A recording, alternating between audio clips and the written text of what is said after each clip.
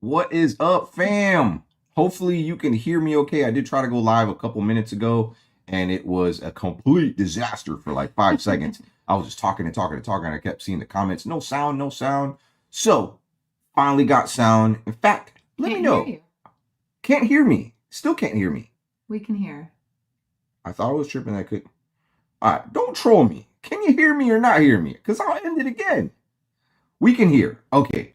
Thank you, Wade, for the update. Hi, Kesa. Hi, Marita. How you doing? So, anyways, earlier today on my community post on the Oh My Gosh vlogs, I shared with y'all that I was gonna possibly be doing a video or like maybe a live stream. I hadn't done like a Q&A questions and answer type of thing. I haven't done a video like that. Honestly, I don't think I ever done a question and answer video ever. And I mean, it's like, you know what? There's a lot of questions that people want to ask me, and I'm here. So, if you want to ask me some questions, well, we're gonna go visit that post, and I have a bunch of questions there. And at the top of the list, there's a question that I do want to answer sincerely. Sincerely.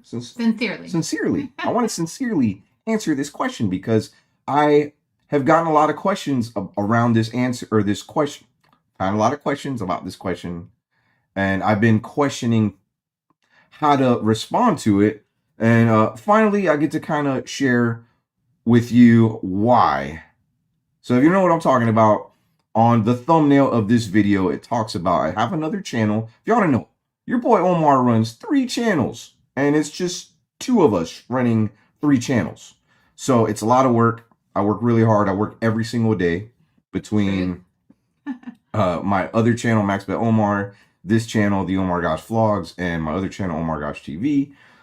So anyways, let's go to those questions, but I am going to be answering the question about why I am uploading nothing but older videos on my main channel. And we'll get to that because it is a very serious topic, and we will start talking about that here in a second. Read some of your comments here. What's up, Roslyn? What's up, Kyle? How you doing, bro? Eating ice cream. Eating some ice cream. I want to be eating some ice cream. Hey, it's a good thing that the last live stream had a mess up hiccup in it, because as I'm setting up the new live stream, I was eating some vegetarian chili a little bit ago. I didn't make it. It was like out of a can. It was like the Amy's can, and like just out of nowhere, like it just came up, and like I was choking. Literally, it was like. So I don't know what that was. It was maybe your nerves. You're a little nervous. I am a little nervous. I haven't done this in a long time. What is up? That's my boy, the fam. What is up, homie? Hey, that's another thing. Some of y'all been asking, how come I don't hang out with James anymore? How come I don't hang out with Mo anymore? And I was hanging out with Mo. It was late last year. We hung out. We did some videos. Mo's got 3 kids. He's kind of busy. He did invite me to go film about a month and a half ago. He was down in northern Florida, but it was like 4 hours away. I'm very busy. Mo's very busy. Hey, thank you so much, Jimin girl. Hold on, Omar. Love your YouTube channel. Blessed you and your beautiful family. Thank you so much, Jimin girl. And yes, big prayers for Texas as well. What's up, Eddie and Jen Vlogs? Big shout out to them. Awesome supporters of our channel. So, all right, we're going to go here. See if I can do this. I don't know if I can. Bam. All right, here is our post, our community post that we had. I'm going to make it a little bit bigger so y'all can see. So in this post, I had put up here, I was like, hey, been so long since I did a Q&A, question and answer.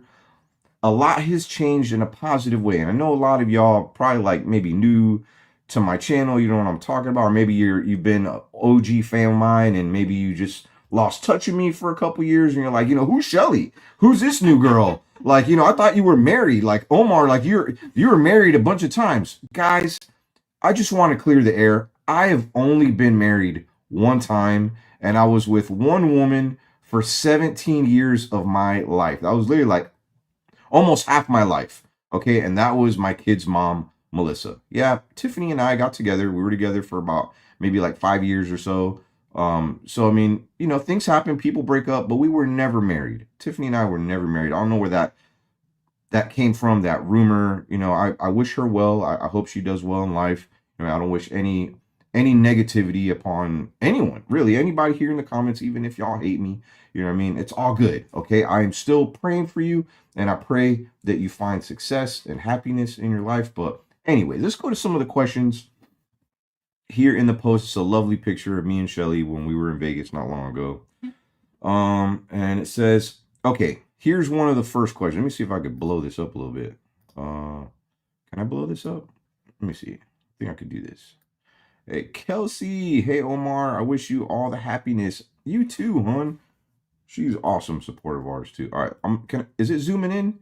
Okay, it's zooming in. All right. There we go. All right. It says here, are you and Mo going to be filming soon? That's first question. We'll talk about it. Mo and I. Sorry. I was worried about that. No, I had it on silent. It's on silent. Let's mute this. All right, there we go. Perfect. So, yeah, we had some feedback coming in from the other computer, but Mo and I sometimes, you know, we might link up. I might go to Canada. We might film something. Like, we're not enemies or anything. I love Mo. He's my brother. He's going to be one of my best men in my wedding. He's going to be walking in my wedding. So is my friend James.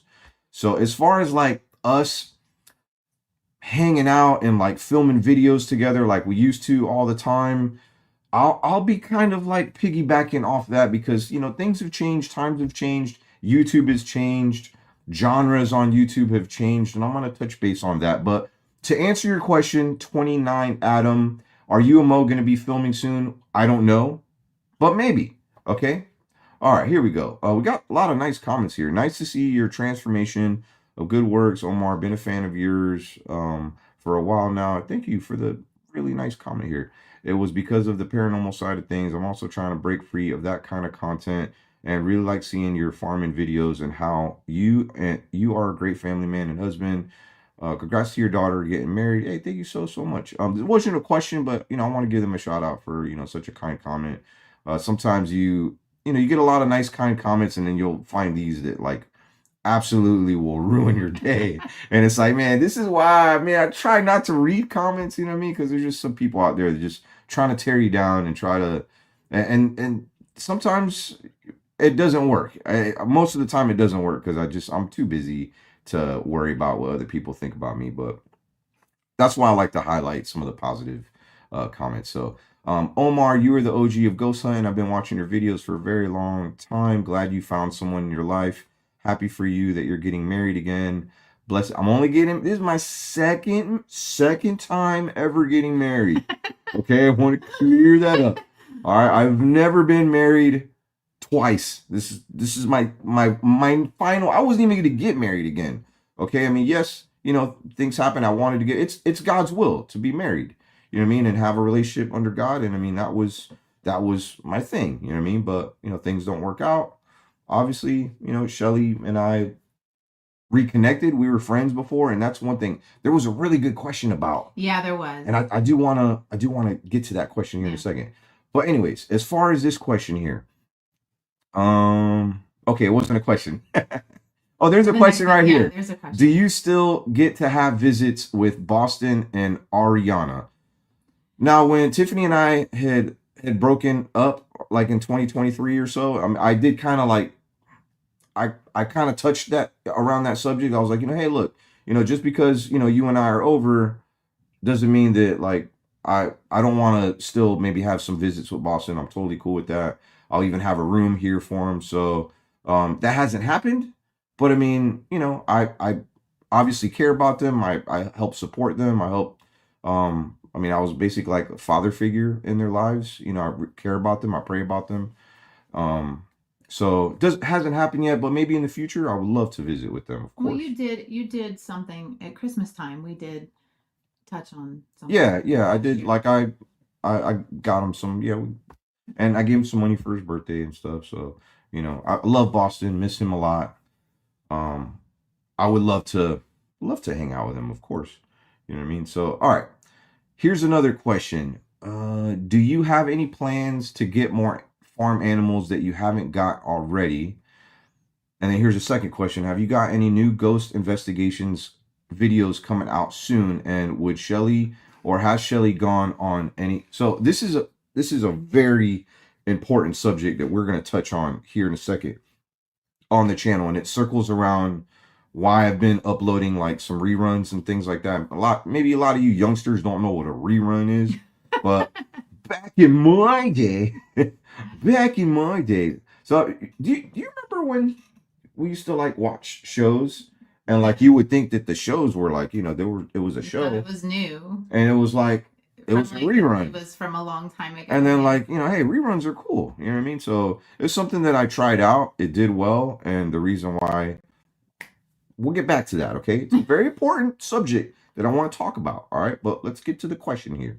Do you have any plans on getting some farm animals that you haven't got already? I did talk about possibly getting some new cows. Because here at the Safe Haven Ranch, we opened up literally 3/4 of the ranch to the animals to graze. And I don't know, they're doing a pretty good job, right? Oh yeah. I mean, you think we're gonna need another cow? Well, I mean, we both talked about a baby cow and maybe a bull so that we could have some baby cows. Bulls are. I might get a bull. So I mean, not a mean one though. We don't need anything like all Ducky. Bulls are mean. No, yeah, I know, but we have to be careful. All bulls are mean. We don't need anybody charging. Ducky does a good job at that already. So, Tracy Miller, Mama Tracy, thank you so much. Rebecca, thank you for becoming a brand new member. Somebody says, "What's going on? I'm so confused about your life." Hey, we'll talk about it. We'll talk about it. I mean, it's a very normal life that I live. I think mini cows. People aren't seeing your videos yet. So here's another thing too is we have a lot of goats and we just got some new goats and they're going to be spreading their seed and we got more animals to graze. Hey, thank you so much for the super sticker. Appreciate that. Aracio. Thank you. So, I mean, we're going to have a lot of new animals being born here at the Safe Haven Ranch. What? No, go ahead. I'm sorry. Oh, I don't know if you're trying to tell me something. No, I'm reading comments. I'm sorry. You should get a Highland cow. Love a Highland cow. You know how much those cows are? We've looked it up. Trust me. We have wanted. We would love to have one, but they're about $20,000. Are you a troll or what? This guy gonna get married a third? I've never been married twice. This is my second. This is my second marriage. Number 2. I was only married once. I don't know how many times I have to like get that through some people's thick skull. It's kind of a slap in the face sometimes, like when people are like, oh, this is like the 5th marriage. Look, I've only been married once before. You know what I mean? I was with one woman for 17 years.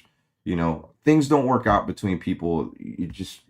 I don't wish them any negative outcomes in their future. I wish them well. I pray for them. Only get married one more time and that's it. So anyways, I just want to clear that up. Cal said, whoa. Christy, I like the farm videos. Hey, thank you so much, Leslie. All right, let's get back to the questions here because we got a lot more. And we are going to touch on the whole like repost on my big channel and whatnot. Which one? Oh, this was the next one. Okay. This one right here? I think you kind of already. Do you keep in touch with Mo and James? James is actually here in the comments. I mean, I know maybe because you don't see them in my vlogs all the time. Perhaps, maybe we're not friends anymore. Nothing like that. I love James. I love Mo. They're my best. They're going to be in my wedding. I love these guys. Thank you so much. Lisa Lila sent a super sticker. Thank you so much. And thank you again, Rebecca Miller. I love your humor and your videos. They're all so much fun. Hey, thank you so much. And if you love them, it's because you're a humorous person and you don't, what's the word? You look at life as being like short. Okay. And I always look at that too. I mean, it's always good to enjoy life with a smile on your face. So what about this? Teresa said, where is your favorite place to visit in Florida? What would be your dream vacation? What is your favorite memory from your childhood? All right, so it's 3 questions. So first one, what is your, I'm going to ask Shelly, what's your favorite place to visit in Florida?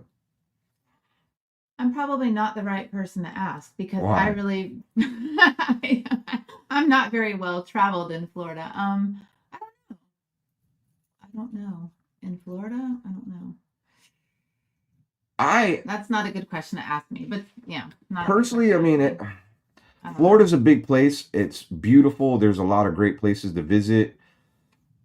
I love my house. That's my favorite place. Homebodies. It's my favorite place. Yeah. I love going on the water. I love the Weeki Wachee River. Yeah.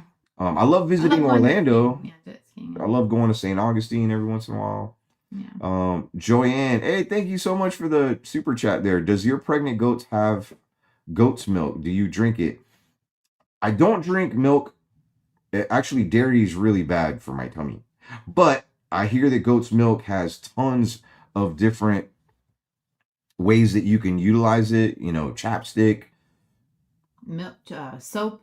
Yeah, soap, candles, so many things. Hey, thank you again for that super chat. Goats are super pregnant, by the way. I got 2 on the side of my house. They're about to have like 4 kids each. Jan, thank you so much. I like you too. I love y'all's intro. Hey, thank you, thank you. I'm in Orlando. Hey, we love Orlando. Big shout out to KN. I don't know if I said that correctly. Okay, let's read some more. Okay, here's another one. Why are you showing old vids on the other channel? And will they be any new episodes? Okay, now this is a very important thing. Oh, I'm covering your face. Yes. All right, very important question that I'm going to touch on right now. So, a couple years ago, some of y'all, maybe you don't know that I spent about $125,000 and an entire year working on this massive project. And $120,000 is a lot of money for me. Okay, it was a lot of money that I had to sacrifice, a lot of time. I mean, we were on the road filming a lot. Shelly wasn't there for it. It was a lot of work. She knows because I told her I had a lot of friends that were a part of it. And thank you to those friends. It was amazing. However, the editing, all the post-production stuff, all the money that we invested in it did not turn out the way that I anticipated. And it wasn't because we did anything wrong. It was a great series. It was called the Alone series. It was a lot of hard work that went into. Everybody that was involved worked really, really hard. But I think that was the turning point in my paranormal type career where I was like, you know what? I don't think there's much love when it comes to this genre anymore. It's not what it used to be. People aren't really, and I mean, it's not because like, what's the word?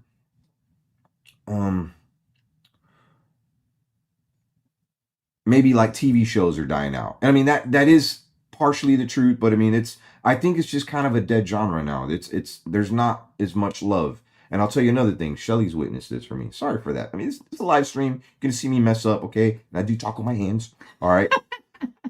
But especially when I'm real passionate about saying something. But here's the thing. When it came to paranormal stuff, I loved making those videos. And it wasn't because of paranormal and things like that. And God has a different calling in my heart. And God's been kind of tugging at my spirit for a couple years now regarding this. So, I mean, it was kind of like a nice little fork in the road in my life. And me and James and I talked a lot about this. But when we started doing quote unquote paranormal videos, James and I, it wasn't to call on the dead or call on ghosts. We actually went to these places, haunted places or abandoned places, and we would just do creepy videos. We didn't have any fancy gadgets, fancy equipment. It was just fun, scary exploring. I've never taken Shelly on one of these explores, and I'm wanting to do this again, but it was extremely discouraging spending all this money on this project. And it was kind of like what's the word? It was a awakening. You know what I mean? It was what's the word I'm trying to get? Maybe a turning point. Well, in my YouTube career. It was an eye opener. It was an eye opener because we worked really, really hard on this project, and then it was like, do people really like paranormal videos anymore? Do they like the scary, creepy content anymore? And I was still posting. I still religiously posted, but I told all my friends, listen, we need to try to diversify. If you know what that means in the stock market language, okay, you don't just put all your eggs in one basket. You put your eggs in multiple baskets in the event that maybe that one basket spills over. And I mean, you see it now on TV, on Travel Channel. Like, there's a lot of shows that used to be ghostly type shows that don't exist anymore. Mm-hmm. And some of them started turning to YouTube. And I mean, it's kind of the same thing. Ghostly content is not doing well anymore. And I saw this happen by a mile when I did the Alone series, because I was like, oh my gosh, like this, if I would have uploaded this 3 years prior, it would have, like, every single video would have paid us back tenfold. And I lost a lot of money on that. So from then forward, I was like, you know what? I'm spending too much time on some of these videos. I would make these videos that would cost thousands of dollars. That would take me, sometimes I had some videos that took me 1 month just for one video, one episode to edit. So I mean, it didn't really make much sense. So I was like, you know what? I kind of took a page out of my boy Mindseed's book. He had told me that he had been, maybe uploading some content, because we have like thousands of videos. So it only takes one person to be like, I really saw this video, and this is an old video, and there's like thousands of people who've never seen this video before. It's just like a rerun, okay? Yeah. I mean, here's the thing though. I was mixing up the reruns, mixing them up, and I've uploaded new videos, but every time I upload even a new video, people are like, this is an old I already saw this video. This is an old. I'm like, no, you didn't. I just went here. So it just, I don't know. I'm still going to do the reruns until God calls me to do something else. And I'm already working on something that I think is going to be big. But yes, on that channel, I'm doing a lot of reposts. Most people, 99% of people that watch those videos have never seen them. Yeah. Okay, so I mean, it's just, for example, episode 25 of Cheers. Right. Did you watch it? Yeah, probably not. Yeah. I didn't watch it, so it's new to me. You know what I'm saying? Yeah. So when it comes to the paranormal videos, they're fun. I love doing them, but the main reason I stopped going to some of these haunted places, well, for one, it costs a lot of money. I was going to these places, it's costing thousands of dollars, and then when I would post these videos, is another reason why I started doing the rerun stuff. I mean, to be honest, I couldn't afford to go and travel and be on the road, make content, take weeks to edit just one episode and upload it, and I'm making $300 from the video. I'm being honest with you, okay? We're self-funded. Everything, I don't get money from advertisers. Like they don't just, and that's another thing, is advertisers are kind of scared to advertise on paranormal, ghostly videos. Every once in a while, you might get lucky and get, somebody that wants to advertise on your channel, but it doesn't happen very often. So, I mean, everything that you see is us putting out the money, putting gas in our cars, renting vehicles, renting the places out, and then plane tickets, travel. Everything is so expensive right now. So, of course, when I would upload these videos and you're only making $300 off the video after it costs you $3,000 just to film the one video, it's like, what am I going to do?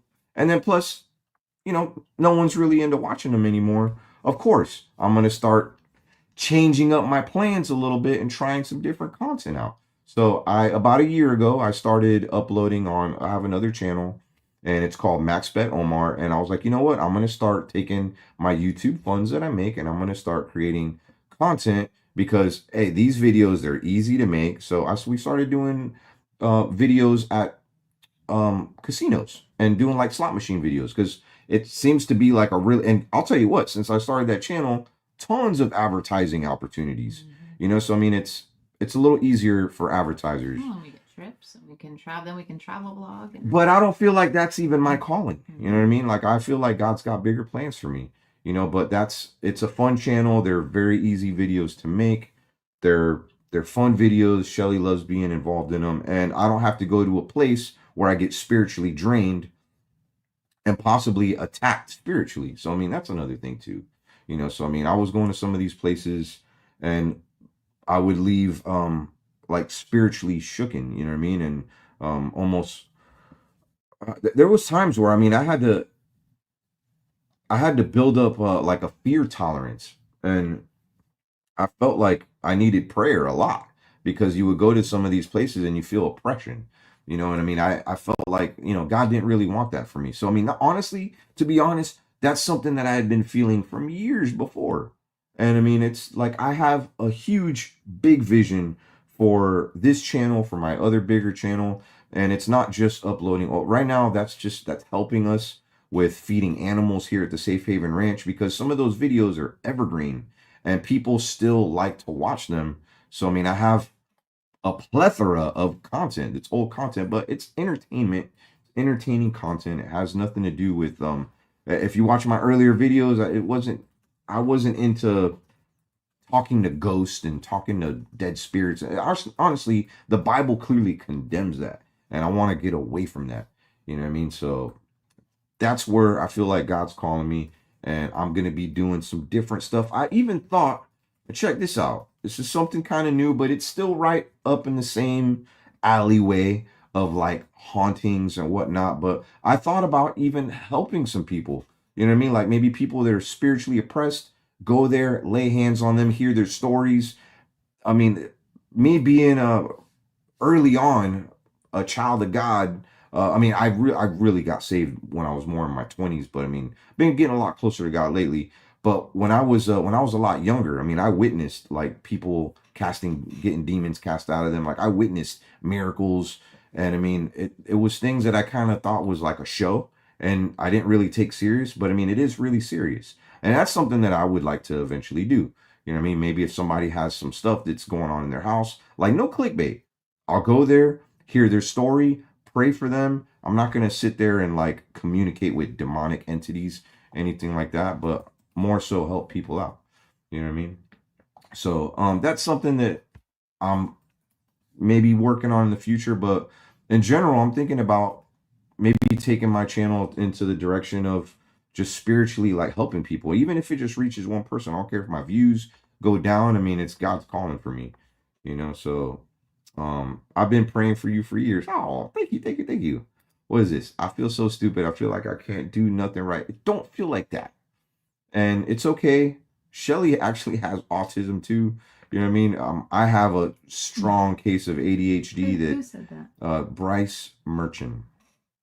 So don't feel bad. Don't you just pray and understand that God's got your back, okay, man?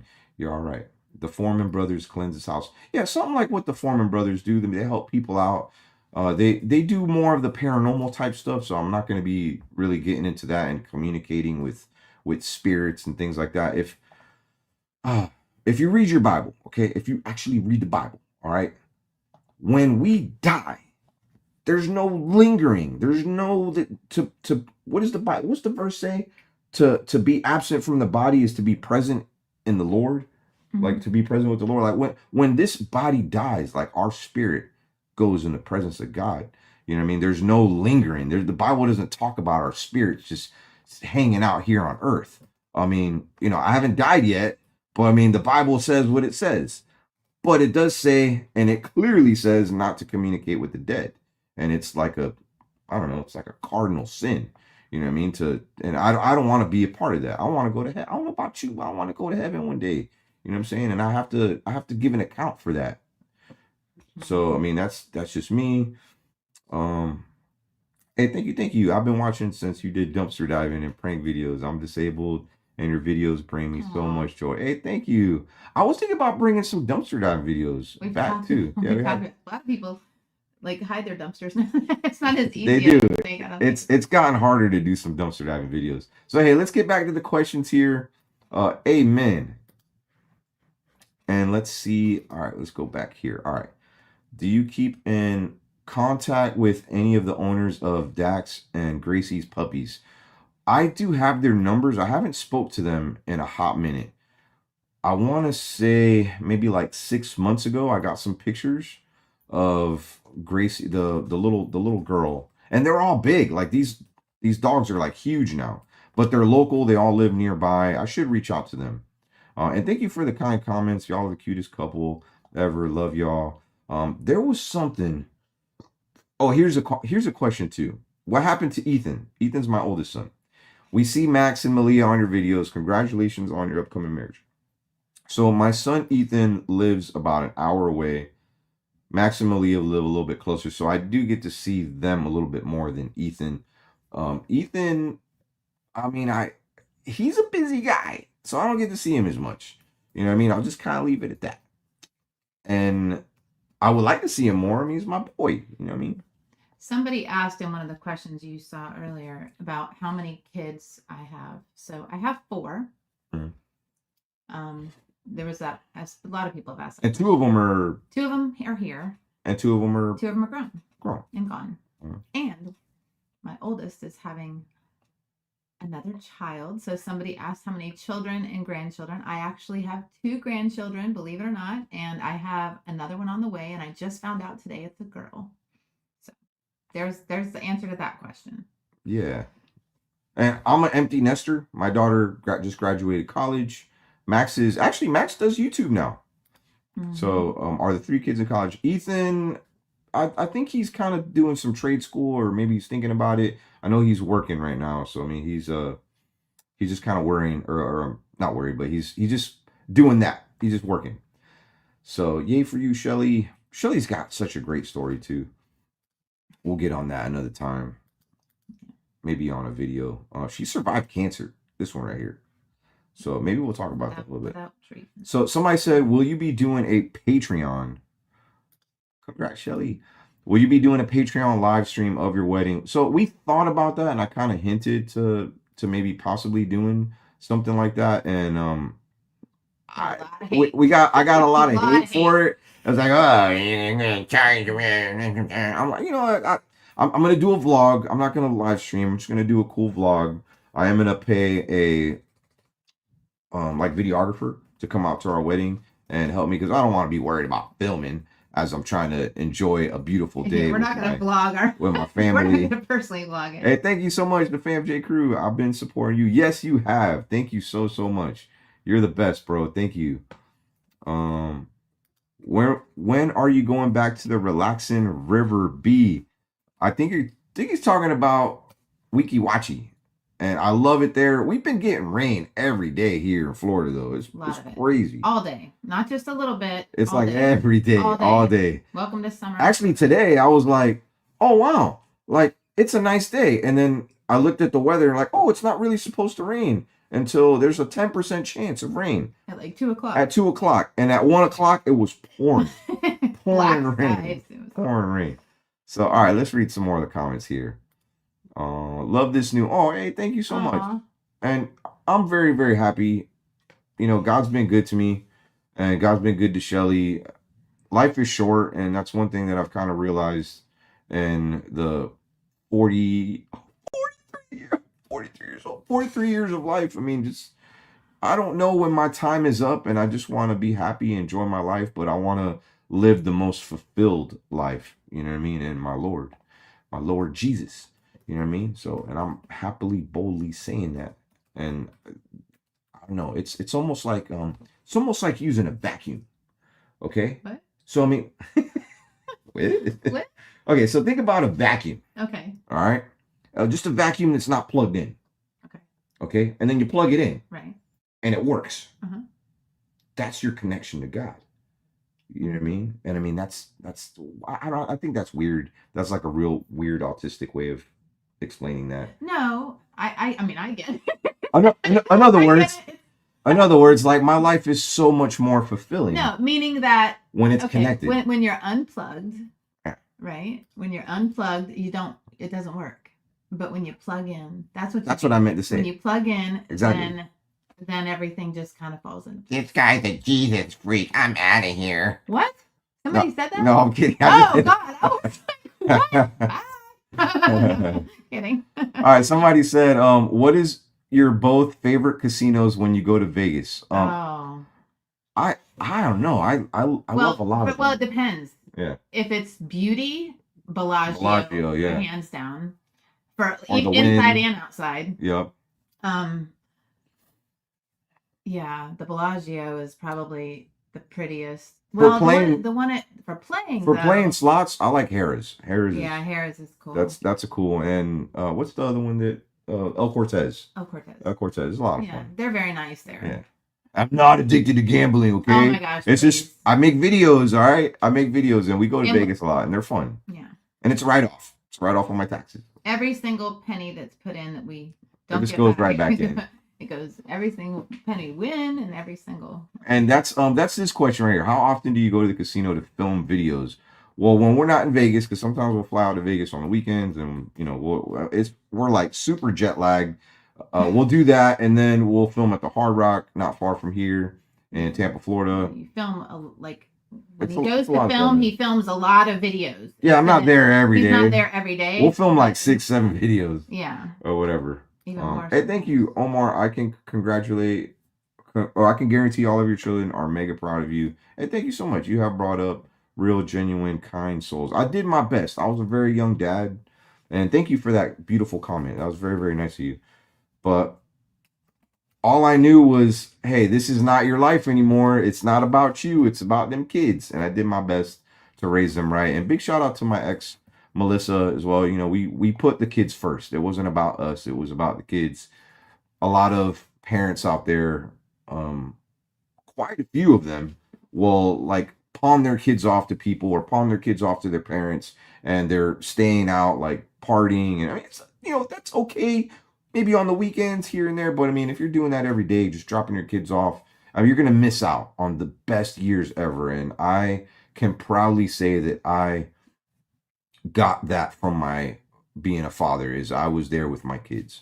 And hopefully they know that. Hopefully maybe when they become fathers and mothers one day, they can be like, wow, man, you know what, like our parents were really there for us. And they've told us. Our kids are very, very grateful. And I mean, your kids are pretty grateful, right?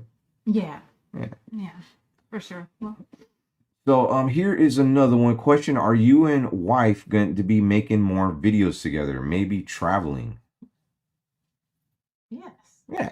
For sure. So we're planning on it. We're planning on it. And we did talk about possibly going and visiting some like creepy places together and see. But I mean, as far as like spirit communication, Mhm. communicating with the dead and reaching out to the dead and talking to demons and stuff like that, God's taken that from, like, I don't want any part of that anymore. That's oppressing.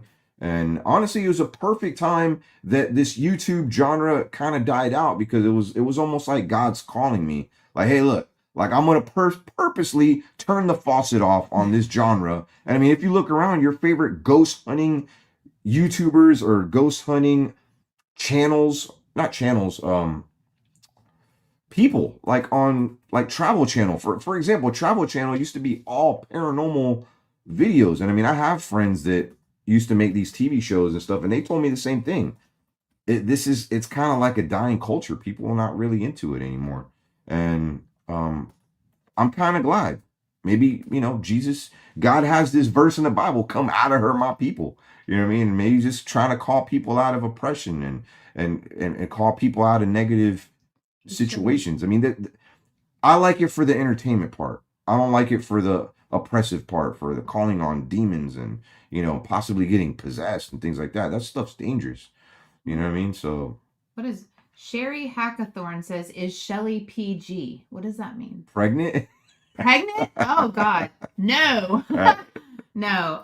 Shelly's not pregnant. Not pregnant. There's She's two not reasons I'm not pregnant. He's fixed and I'm Yeah. fixed. End of story. I am not pregnant. We're like 60 years old, fam. Oh my God.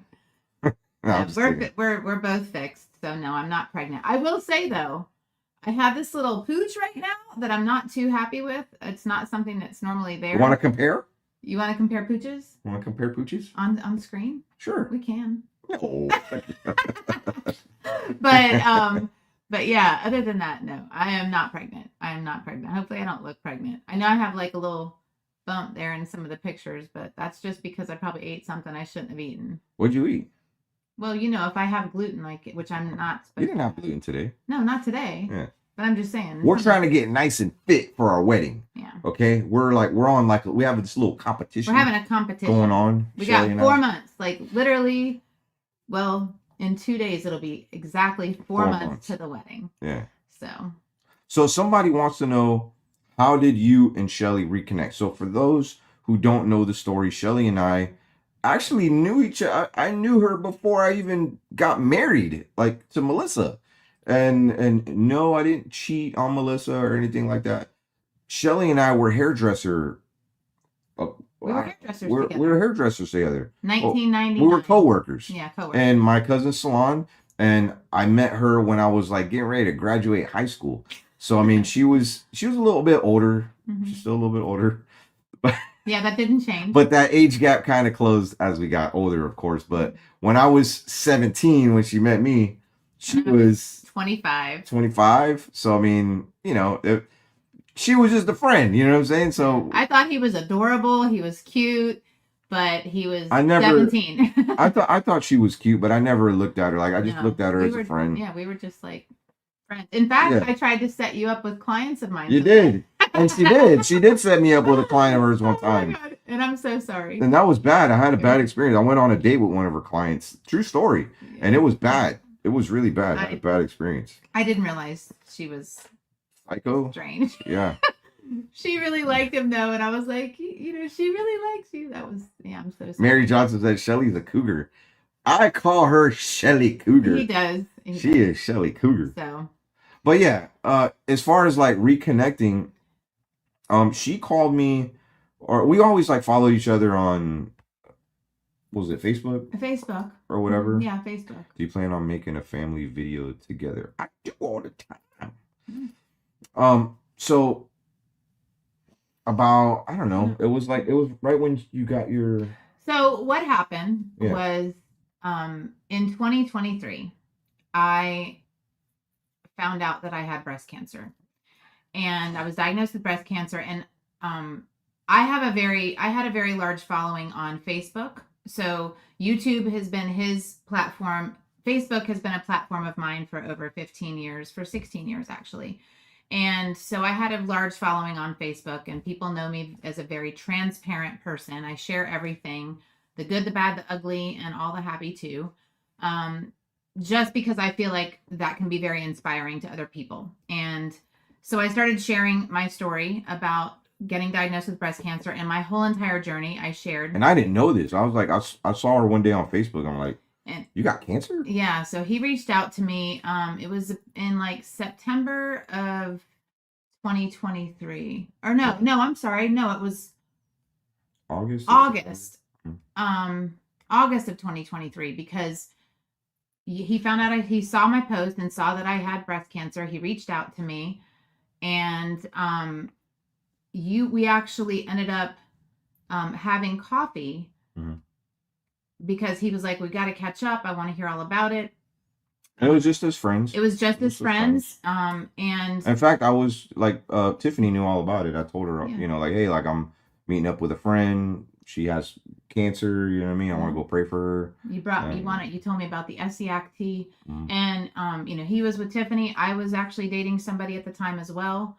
And she didn't break our relationship up, by the way. no, Yeah, that's another rumor that Yeah. I can promise you guys it wasn't like that at all. No. I'm not that person. I'm not a home wrecker, even though some people have called me that. I'm not a home wrecker. We didn't even talk actually. After that, like it was just like a we didn't. Yeah, it was literally, we just had coffee. In fact, we just, that was it. Okay. And then I didn't hear from you again until. And that was kind of that was like I mean, when you come in contact with like old friends, and I have a lot of old friends, you know, women and men, that sometimes you haven't seen each other in like 5-6 years, and you reconnect. It had been at least 10 years. It's been 10 years. At least. Like it'd been like 10 years since I saw her in spoke, person. and she saw me at the hair salon that I was working at. Yeah, I came to visit you and Ray. Yeah, I remember that. I remember I saw you were so proud.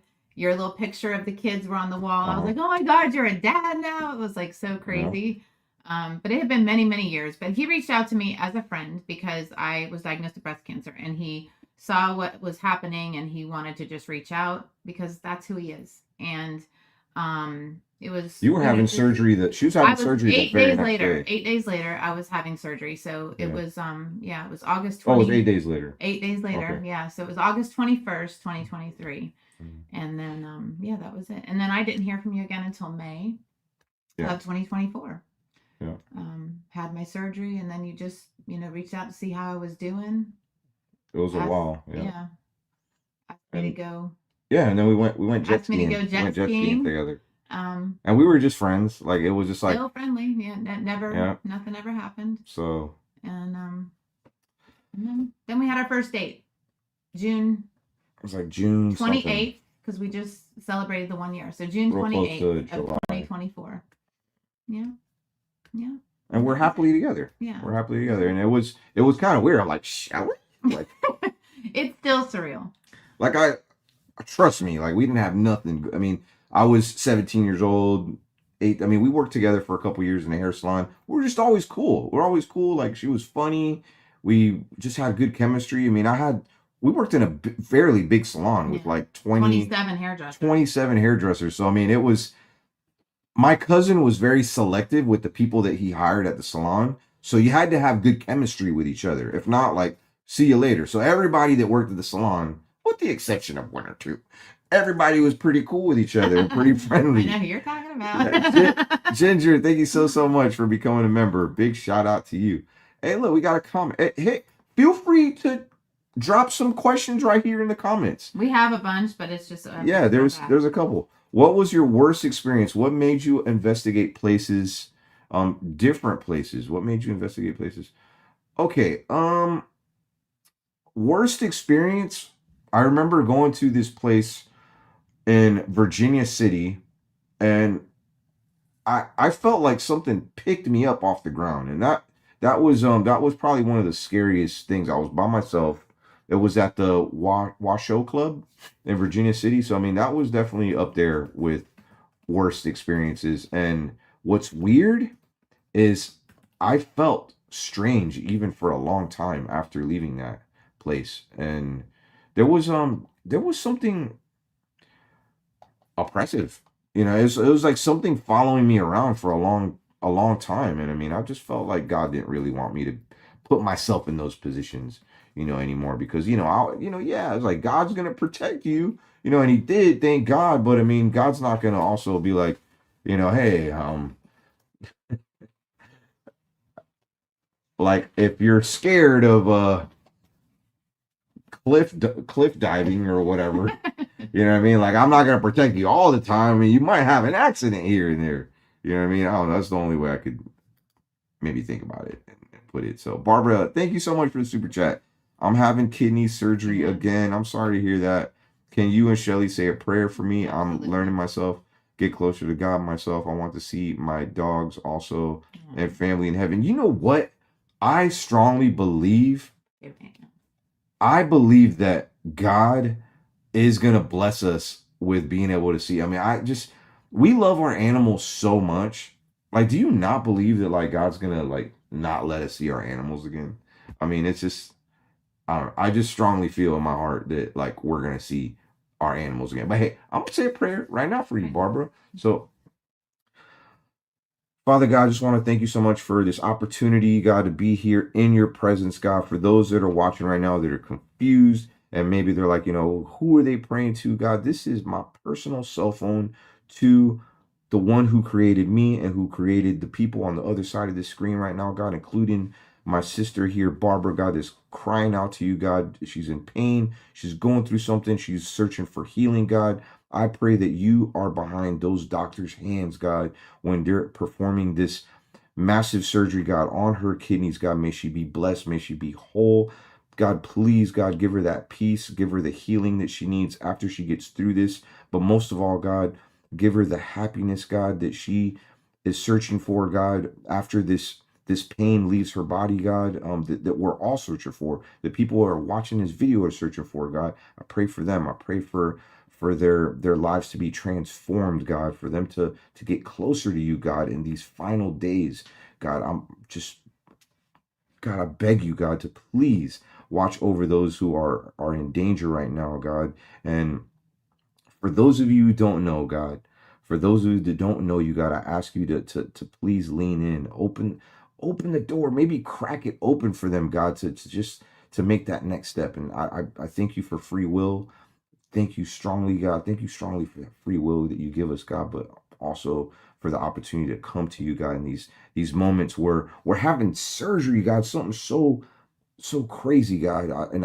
I thank you for our sister here that is calling out to you, God, and I ask you to comfort her family, and let her know that everything's going to be okay. Give her that peace that she needs. In Jesus' name, amen. Amen. But hey, it felt so good. felt so good, like reaching out and just talking to my heavenly Father right now. I mean, hey, some of y'all may not like it. Have you tried? Have you tried to say a prayer, especially when you're going through something?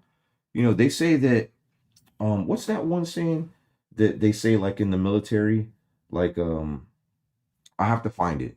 Those like holes that like bombs go off and stuff like Mm-hmm. that, and they say that The atheists, foxholes. the foxholes, something about the foxholes. I don't know that saying exactly. Maybe it could be here in the comments, but it's something about atheists and foxholes. And hey, I'm not trying to crush on tread on anybody's beliefs. You know what I mean? If you don't believe in God, that's your thing. Hit me in the face. Talk about hands. Are you guys waiting? He's gonna smack me in the face here in a minute. I know So, you talk with your hands, but it's like right here. do you still have apricot chicken? I named your orangey chicken apricot chicken. You know what? That chicken did not have a name. Thank you so much for the super chat, by the way, Bella. I still have her. I still have the two apricot looking chickens. They're called Buff Orringtons. So, apricot chicken. That's funny. thank you so much. No atheists. No atheists in foxholes. That's what it is. If you don't know what a foxhole is, look it up. I know I'll say the right thing all the time because sometimes I just forget. You know what I mean? But what you in life turn into investigator? What change? What made you in life turn into investigator? So it kind of just happened. I wasn't really into doing paranormal investigations. I'll tell you what happened. Okay, so I was looking for some content to film, me and my boy Mo, and we were just creating stuff. And this whole genre started kind of overnight. It was called the Overnight Challenge.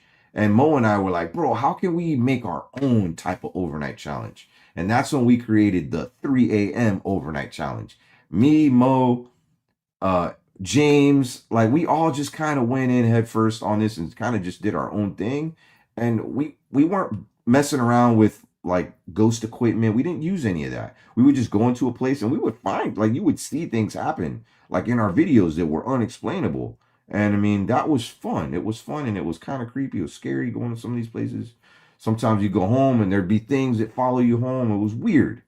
But that kind of happened a little bit more when we started messing around with spirit boxes and things like that. But I was never, and I still to this day don't ever really consider myself a paranormal investigator. But did my life change? Yeah, it changed, and it was honestly kind of negative in a way. You know what I mean? There was things that I brought home, to my house. There was a lot of anxiety that came with it. I have stories of things that happened to me. Like I had what's that thing when sleep paralysis. Oh, the sleep paralysis. Yeah, I had like sleep paralysis. I remember this. I saw this like demon like hovering over me. Like I had weird stuff happening, and it did change my life. I saw a lot that I didn't really want to really see, and thank God. You know what I mean? Thank God. All right, let's see what it says. Omar, have you ever watched America's Got Talent? And who's your favorite judge? And thank you for the kind words. Oh, that's Bryce. That's one that was talking about autism. So Bryce has autism? That's what he says. Okay. And he said something about feeling like he I don't want to say the word. Yeah. Yeah, but you're not, okay? Actually, Bryce, God gives us a purpose. If you have autism, Bryce, you're actually extremely, extremely smart, extremely bright. I don't know what level of autism, but you're not stupid. You're not stupid. Not stupid. And you have a purpose. Absolutely. Have a purpose. And each one of us, whether you don't think you do, you do. You need to maybe pray to God and ask, but every single one of us have a gift. If you're breathing. We have a gift, and it's how we use those gifts. And one day we're gonna have to give an account to God. And God's gonna ask, hey, what did you do with those gifts I gave you? That's a funny one. Would you go back to haircutting if YouTube went slow? Hey, I'm gonna be honest with you. YouTube got slow. YouTube isn't the same as it was. I mean, just I don't know, maybe less than a year ago, I was every single month for like 4 or 5 months, I was negative in my bank account because I have all this overhead for my YouTube business, and it went extremely south. And it was like, for those of you who don't know, a little something, a little A word, not the A word you're thinking of, but there's this little magic thing that I had to start paying when I got a divorce from my ex-wife called alimony. and it's something that I have to pay no matter what. No, even if I'm homeless, I have to pay it. If not, they will drag me to jail. And it's a substantial amount of money that they reached this conclusion of having me pay when I was at the pinnacle of my YouTube career. And that's a word, right? Pinnacle? Yes. Okay. And it's like I have to pay this before I have to pay my other bills, even my YouTube bills. And times got hard. YouTube was getting slow. And no matter what, I gotta pay my bills.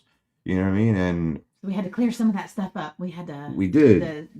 The and God came through. God came through, doing much better right now. And the whole reposting old videos, that honestly, it helped out a lot, because I would post new content and it would get the same views as the old videos. I'm like, you know what I mean?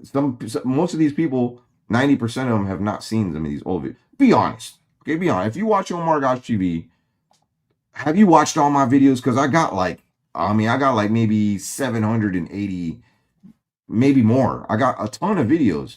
Maybe some people, maybe a small handful of people, but not everybody. YouTube is kind of a revolving door, in my opinion. There's some hardcore fans out there, and thank you. But for the most part, I see the analytics, and most people that are watching are new people that have never watched before. So it was a blessing not having to go and spend $5,000 on a trip and be able to upload something that people haven't seen before, because the views are a little bit lower. And hey, I'm thankful that I'm able to do that, because I'm able to concentrate on making different content and taking some different approaches to the whole YouTube thing. I'm never going to quit doing YouTube, even if it doesn't pay. I'm still going to do it because it's fun and I love it, and I love the Safe Haven Ranch. I love sharing these videos with everybody. So hey, thank you so much. Been watching you since 2017. Somebody says past 11 years. Thank you very much. Dang. Auntie Tiff. Hey, thank you so much. Your stuff is good quality. Thank you. Work really hard. It's because he spends so much time on them and editing. Like, you guys would not believe what goes in the background. So I want to answer this question, and maybe you can help me answer it. So Danielle Prowance, I don't know if I said your name correctly. Prowance. I said the first name correctly. Says, does using a spirit box bring evil into your life? You know what? Let's ask the Bible. Let's see what the Bible has to say about talking to the dead. So I won't say that using a spirit box itself is bringing it, but it's how you're using it. It's opening a door. It's opening a spiritual door. Opening a door. And even when I wasn't super close to God, I would always say that, like, hey, be careful using this, because you're opening up a portal, essentially, to something that's possibly. And I'm sorry. No, what were you gonna say? What you think about, you're bringing into your life. So yeah, I think it has a lot to do with like how you're using it, what you're believing as you're using it. Yeah. I don't think it brings anything good. I know the Bible strictly forbids. It's called necromancy. I don't know if I. So in Deuteronomy 18:10, this is like in the Torah.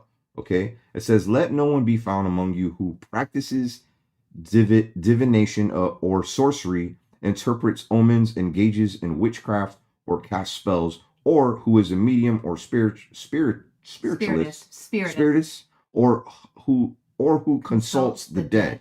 I mean, that's right there. If you're if you're trying to speak to the dead, and that's one thing that I've always like. Anytime I would maybe communicate with things, I didn't. And please forgive me for my ignorance, okay? Because sometimes when I would make these videos, of course, it's for entertainment value. But I mean, at the same time, like, I actually really do believe in this stuff.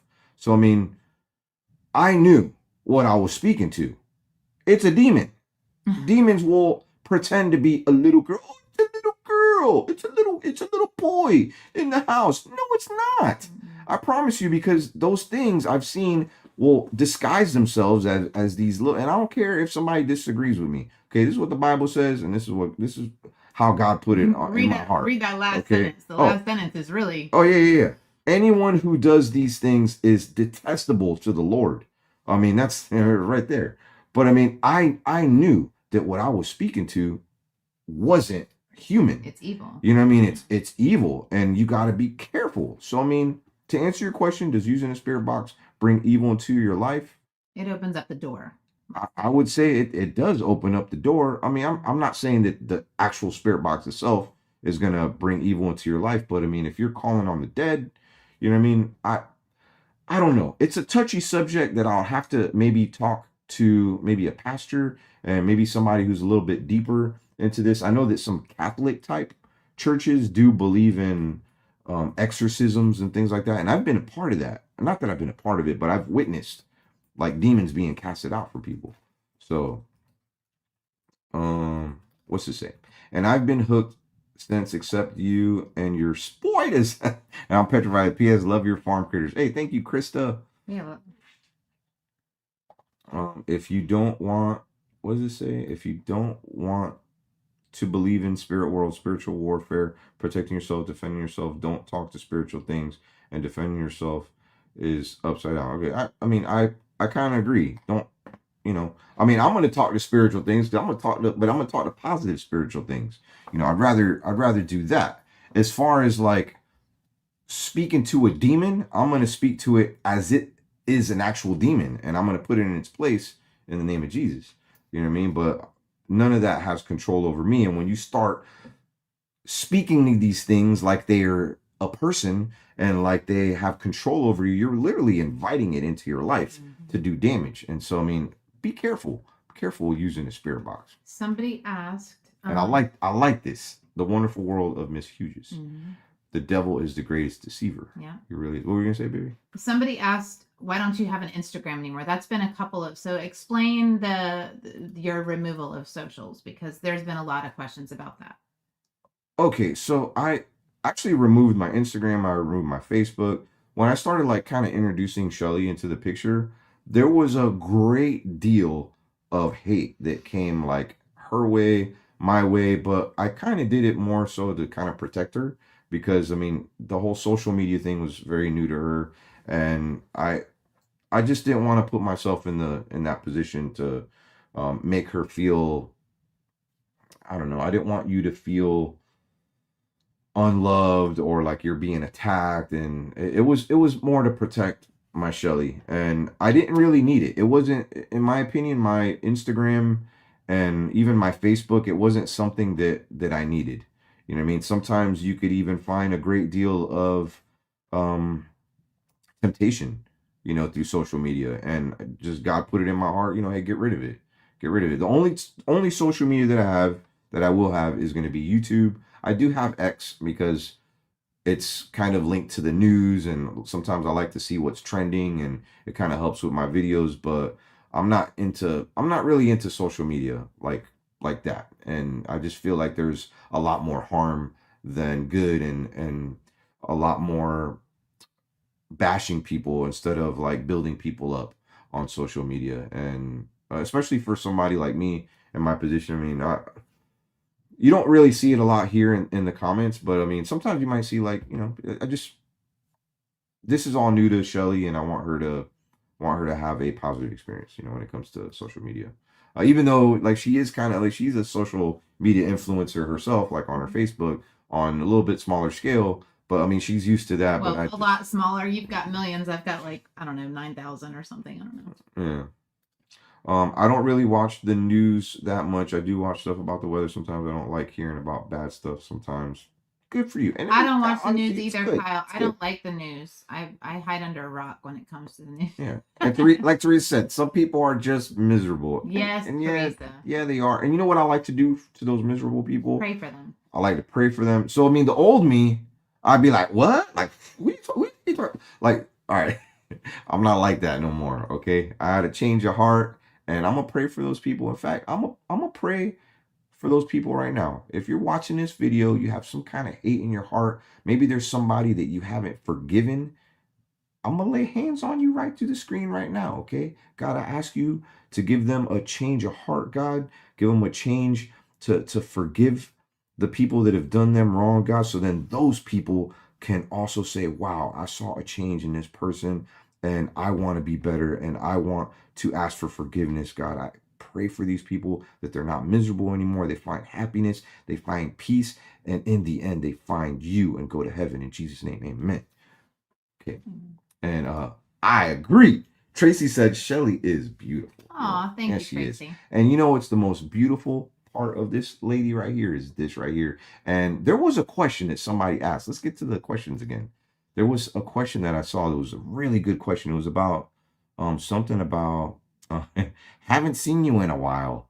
Different girlfriend. Sorry for not keeping up. I'll pray for your medical issues. And yes, I have a new woman in my life, and she is going to be my wife. Technically, we are kind of married because we did have a service. Ceremony. We had a ceremony in Las Vegas.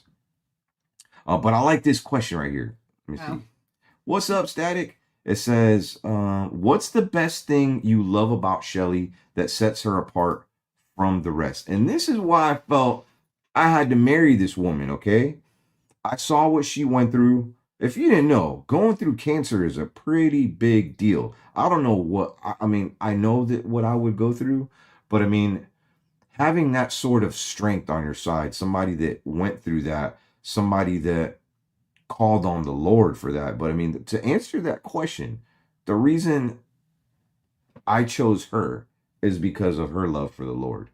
And that is honestly, that's really all. There's so many other reasons, but that is the icing on the cake. I mean, like your love for God and how he brought you out of cancer, healed you.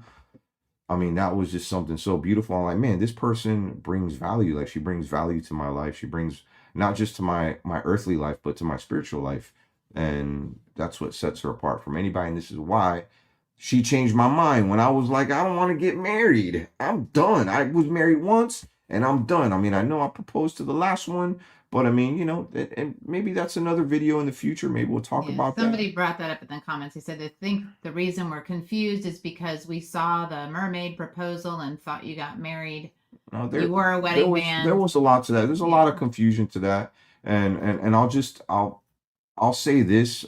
I went through that relationship early on, and it was a lot of love that was there. And I'm not trying to speak any negativity on Tiffany. She's a great person, and I wish her well. She has a channel. Some of y'all are like, hey, I miss Tiffany. Hey, she's got a channel you can follow her on.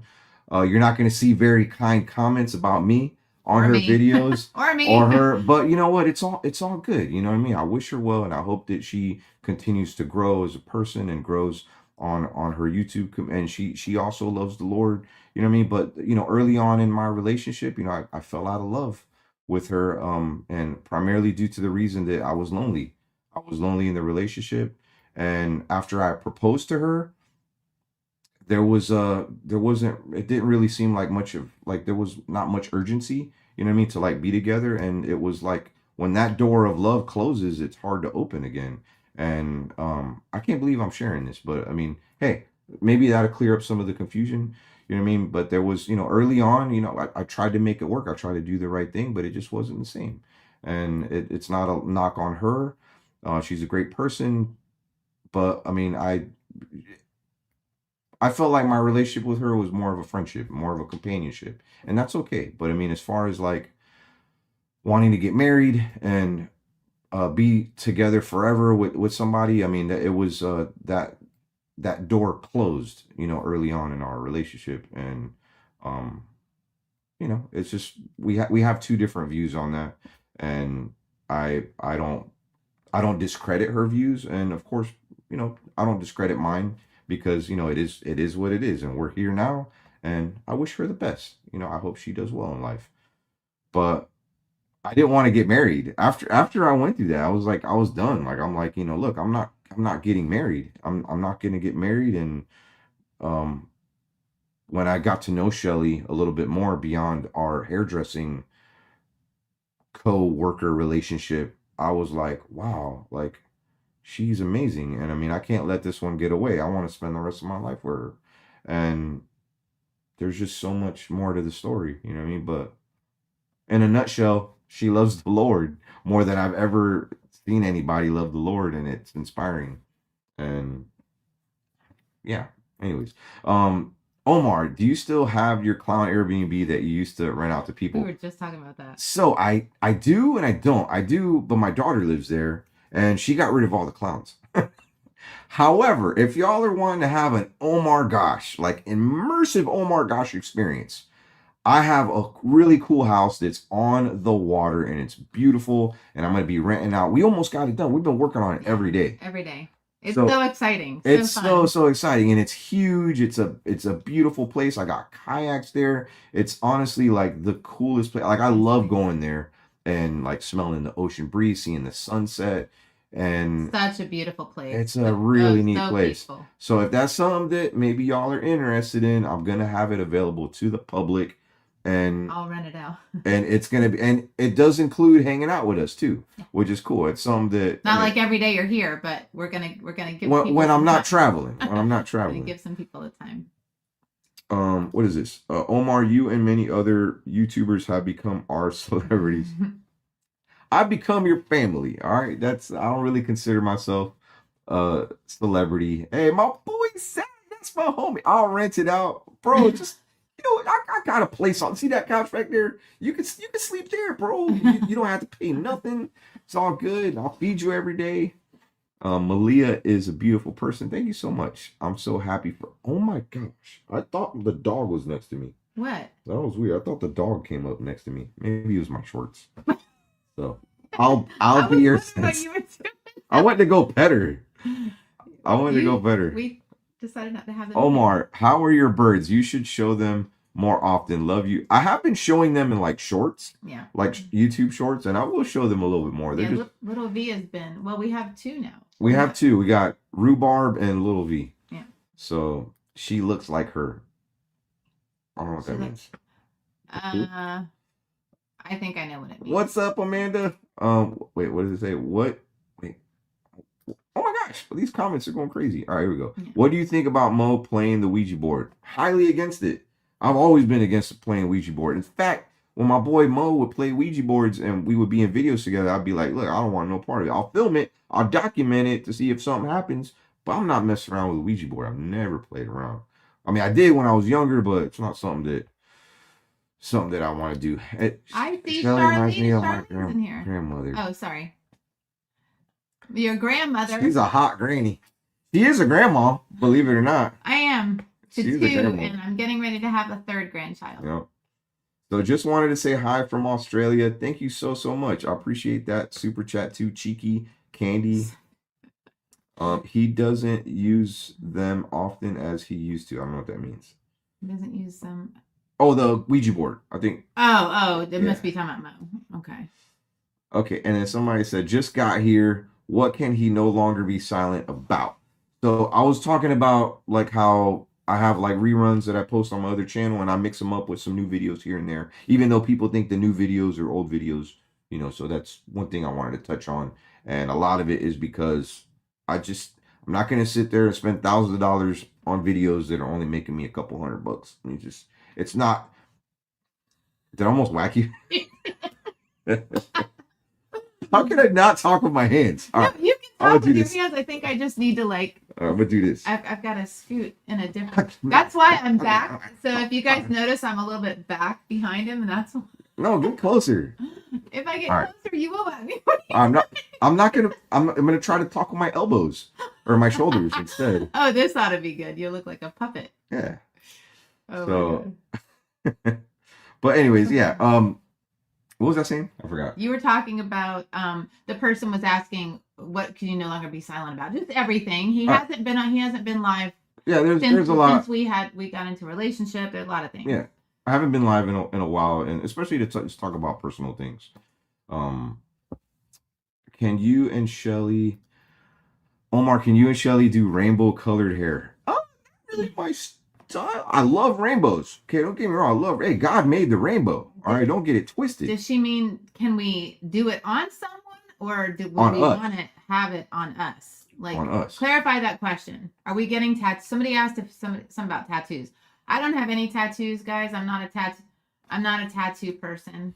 I love tattoos on other people. I hate needles, and the thought of sitting there and getting a tattoo like totally freaks me out. The sensory, the feeling, the sounds. I don't know if I could do that. So Okay, I do have to kind of touch on a subject because we were talking about like somebody talked about the spirit box like being evil and like what the Bible says about it and stuff. So there's tons of verses. The first verse that I read in Deuteronomy was chapter 18, verse 10 through 12. And then in Leviticus 19:31 says, "Give no regards to mediums and familiar spirits. Do not seek after them to be defiled by them. I am the Lord your God." Leviticus 26 also says, "I will set my face against anyone who turns to mediums and spirits to prostitute themselves by following them." Ooh. Okay. And then First Samuel tells a story of King Saul seeking a medium to summon the spirit of the prophet Samuel. The story is not an endorsement of necromancy. It shows the seriousness of disobedience. So why is it forbidden? It's a form of trying to access knowledge. And yes, I use ChatGPT for this, okay? It says it's a form of trying to access knowledge or power apart from God. It often opens the door to deception by evil spirits or demons masquerading as the dead. And that's the thing. Anytime you're speaking to these things, you're speaking to demons, hands down. There's no little girl. Like people that we've lost, I believe that they can visit you in dreams. Maybe they can like speak to you here and there from heaven. But I mean, as far as them being physically here, they're not here. Okay. And I mean, if there's something that's pretending to be there, it's not. I promise you, it's not your loved one or whatever. I can't sit here and just like spew out nonsense about like that. I mean, the Bible is very clear about what happens to us when our spirits leave our bodies. So Tammy, to deny God's son is to deny God. So Luann, I put you on my prayer list. I saw your message. Thank you, Mary. I'm talking with my hands again. That's okay. So I saw your message. I'll pray for you. Somebody said something about breast lump in their breast. And if you want to reach out, if you need any advice, I can give you that too. Somebody said, Omar, I'm still buying FF. It used to be FFIE. When should I stop buying? It's been going up. Be careful. Look, explain that. I still have it. I still have some of my stock in it, and I have a ton of stock options with it. But I mean, it just I haven't seen them building any cars or selling any cars. I mean, I think that it's kind of a gamble. It's a gamble, so be careful. There was a comment on one of your posts the other day, on one of your videos, about I think he dumped all his FFIE and that's how he's funding this gambling addiction. Oh my God. I was like, people in there like, my God. You know, the narratives that some of these people create is I'm gonna be honest. Comical. I lost like $40,000 buying stock in this FFIE. Yeah, I lost a lot of money. He was extremely upset. Yeah, and I didn't want anybody losing money, so I just kind of stopped. That was like right around the time we started dating, and it was he was depressed and just could not believe how much he went upside down there. So Tyler Brown said, "What happened to the retro camper Airbnb?" So that one I sold, and the clown cottage my daughter lives in. I still have all my clowns, by the way. I thought about bringing it back because my daughter's getting ready to buy a house, and I'm trying to like talk with my hands again, but I got them inside my shirt here, so I don't whack Shelly about it. Absolutely ridiculous. You can now you look like you have boobs.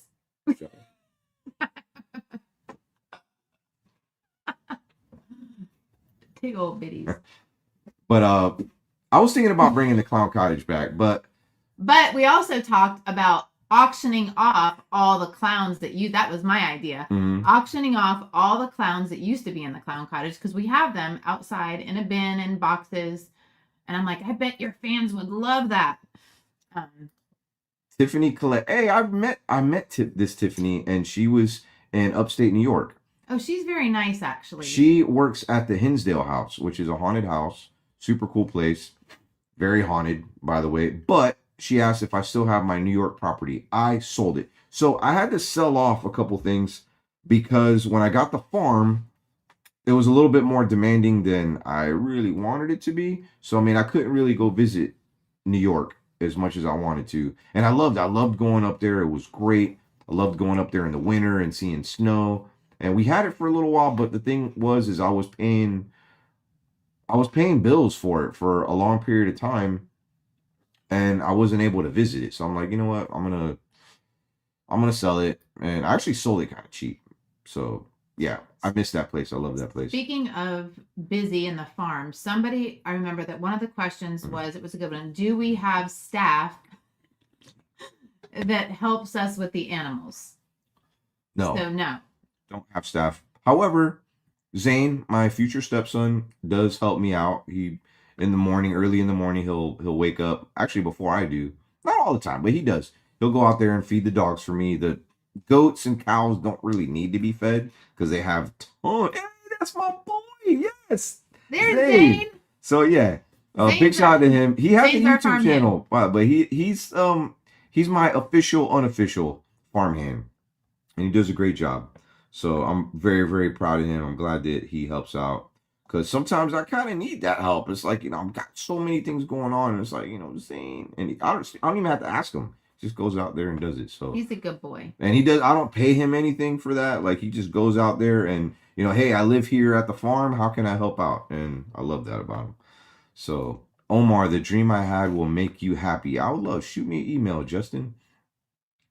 Would Shelly go ghost hunting with Omar? Where's your cousin Primo? Oh, so Primo he lived kind of far. When he lived here at the Safe Haven Ranch, he was like an hour and some change away from his job, and he works as a maintenance man at a condo association. And he was like, man, I have to go live over there. So that's kind of the main reason. I do see him here and there, and he helped me out a lot when it was just me and him here living at the Safe Haven Ranch. He helped me out a lot, but he wanted to be closer to work, and that's why you don't see him a whole lot anymore. Would Shelly ever share some of her recipes? Maybe a baking video. Now she has a Facebook that she shares. It's called Shell's Killer Kitchen, and all her recipes are meant. The reason why it's called Killer, not because it's killer good, because it really is killer good, but her. Go ahead. What? Go ahead. Her recipes are meant to kill diseases, and that's how. I mean, of course, she got healing from God, but a lot of her healing came from food. Well, what people don't know, because you said, so I did not do any of the traditional treatment. So most people, when they get cancer, they go to an oncologist and they get. It's a green screen. It's a green screen. Yes, typical stuff. But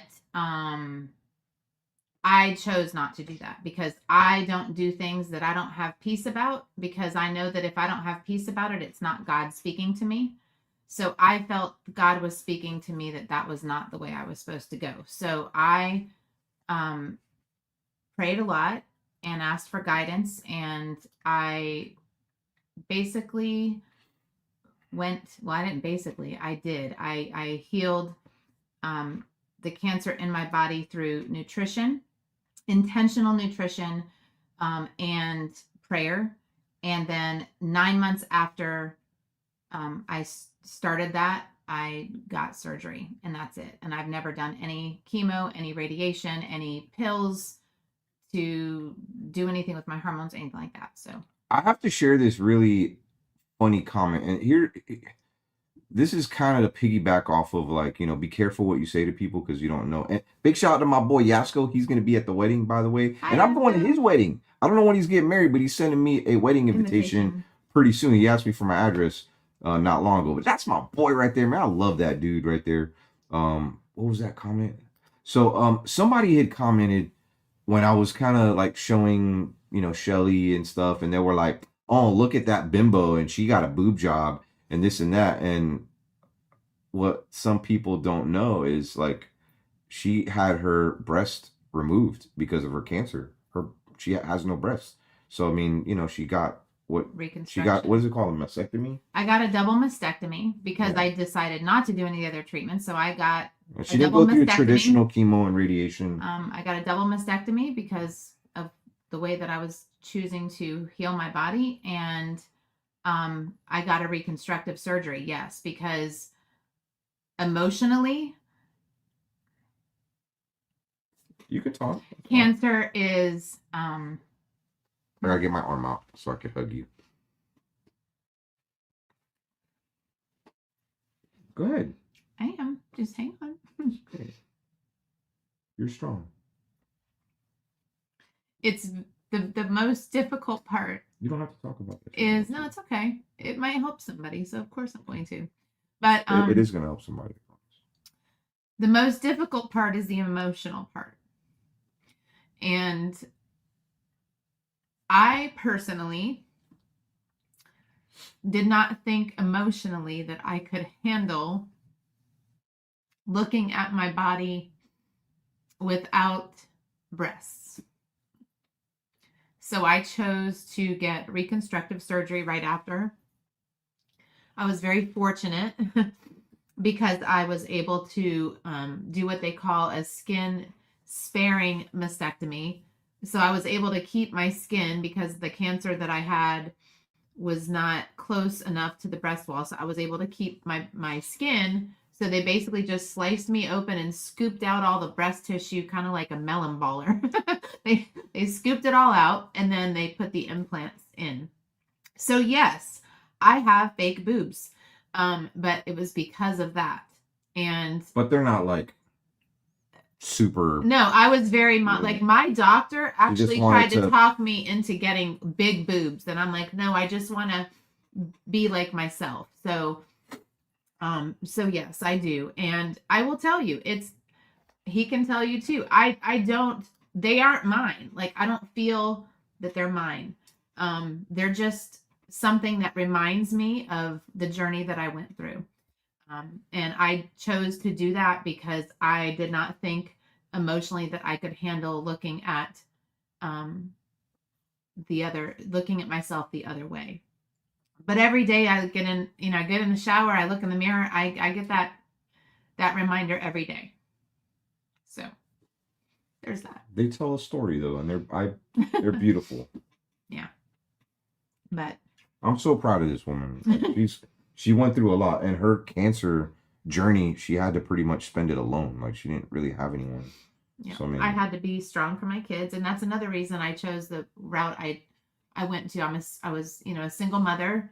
My children's dad is not involved in their life very much, and so I did not want my children to see me go through chemo and losing my hair. And I have a special needs daughter. Like I'm autistic. I actually am diagnosed with Asperger's, if you're familiar with that. It's basically, yeah. But my daughter Abrielle, which some of you have seen on the videos, her name is Bree. Abrielle is her actual given name, and Bree is her nickname. Easier for her to say, but she's a cutie. She has Down syndrome and autism, and she understands a lot, but I did not know how she would deal with the typical visual part of cancer. So I just chose to do things the way that God led me to do them. So anyway. Angel Baby said, I had cervical cancer and it was hard. It was a hard fight, but you are beautiful and you have a powerful testimony. Love you, girl. God is good all the time. Amen. To that. And thank you, Angel, for that. I'm glad that you got through your cancer. And anybody that's going through that, it's tough. And I actually I would encourage you to reach out to Shelly. If you just been diagnosed with cancer, maybe you want to prevent cancer. You want to prevent cancer. My autistic trait is that I love to research, and I actually have access to. I'm a forensic psychology major, so I have access to all the medical research, which greatly helped me in my journey. Right. She knows what foods to stay away from, what foods you should be eating more of, and I've certainly learned. I mean, this girl, she knows her food, and she knows all her ingredients and stuff. So yeah, big shout out to her. Tanisha Castillo, I'm sorry if I missed your super chat. Said, here's some good news I want to share. I'm going to be a grandma in December, and it's a girl. Yeah. Oh my gosh, December what? My daughter is going to have my third grandchild, which is a little girl. I just found out today in December. So that's so exciting. That is so cool. And Joy said, sending love to you, Shelly. I just lost my best friend in April to stage 4 ovarian cancer, and she found out February 28th and passed. Oh my God. I'm so sorry, Joy. I feel like everybody here in the comments, one way or another, has gone through or been affected by cancer in one way or another.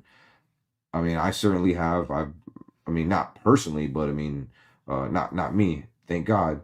But just I've lost family members to cancer. I saw my grandmother go through it. I saw my cousin. My cousin lost her battle with breast cancer, and she was young. She was in her 20s, and that was really sad. I pray for her mom. Um, she was a mess after that. I mean, losing a kid is not God. I pray that nobody here in the comments, and if you have, my God, I am so sorry, and I think about you daily because that is not a pain that I could wish on anyone. Yeah, my mom lost two. I've lost two siblings, and my mom lost two kids. It's awful. So our family has kept up with your family for a long time, and you used the video of my kids for the vlog channel as an intro. Hey, thank you so much. Hey, have them send me more videos. I would love to see. That again, right? You know what'd be cool is yeah, I'm bringing back the intros, but I kind of shared it. Oh, Jenny said you're beautiful, Shelly, inside out. 100%. And Lily put a bunch of hearts there. But I mentioned in my video that I need some intros, and I didn't get one. I didn't get one intro. So hey, this is what I want you to say. I have an email down below. It's Omar Gosh intro. Just be like, this is Linda from upstate New York, and you're watching the Omar Gosh. Give me a kiss. That's it. And then send it to my email. I'll put it in the front of my. You get to be featured in my video. I would have thought that more people would enjoy that. I used to love doing it before, but I don't know what happened. I think maybe just I stopped doing it, or maybe people just stopped sending intros, and then I just kind of stopped doing it or whatever. But send me them intros, because I like to use them, and I will. I mean, it's just so nice seeing those intros, seeing your beautiful, happy faces. I lost my son 5 years ago, and my dad too. Oh my God, Rosalind, I'm so sorry. Oh my God, I can't imagine your pain that you're going. I mean, we should never have to bury our children. So I'm gonna be praying for you. I pray that and death isn't the end. Like and this is what's so sad about living an atheist lifestyle is that death is the end for them. I mean, could you imagine not having that hope that you're gonna see your loved ones one day? And I mean, God promises it. Like it's a promise, and I like to sort of lean on something that makes sense scientifically, makes sense throughout history, a promise that's in the greatest book ever. The most popular book ever published is the Bible, plain and simple. Okay, and that promise is there that we're going to see our loved ones, every eye, every tear. What is it called? Every tear will be wiped. Yes. You know what I mean? So I mean, I'm not sure if I'm saying that correctly, but this talks about healing, in the end. And Tiger says that my daughter had uterine and thyroid cancer. She's doing better. Not perfect, but better. I'm glad she's doing better. Praying that she gets full healing in her body. I just lost my older brother to sepsis in October. I'm sorry to hear that, man. Blindside Fitness.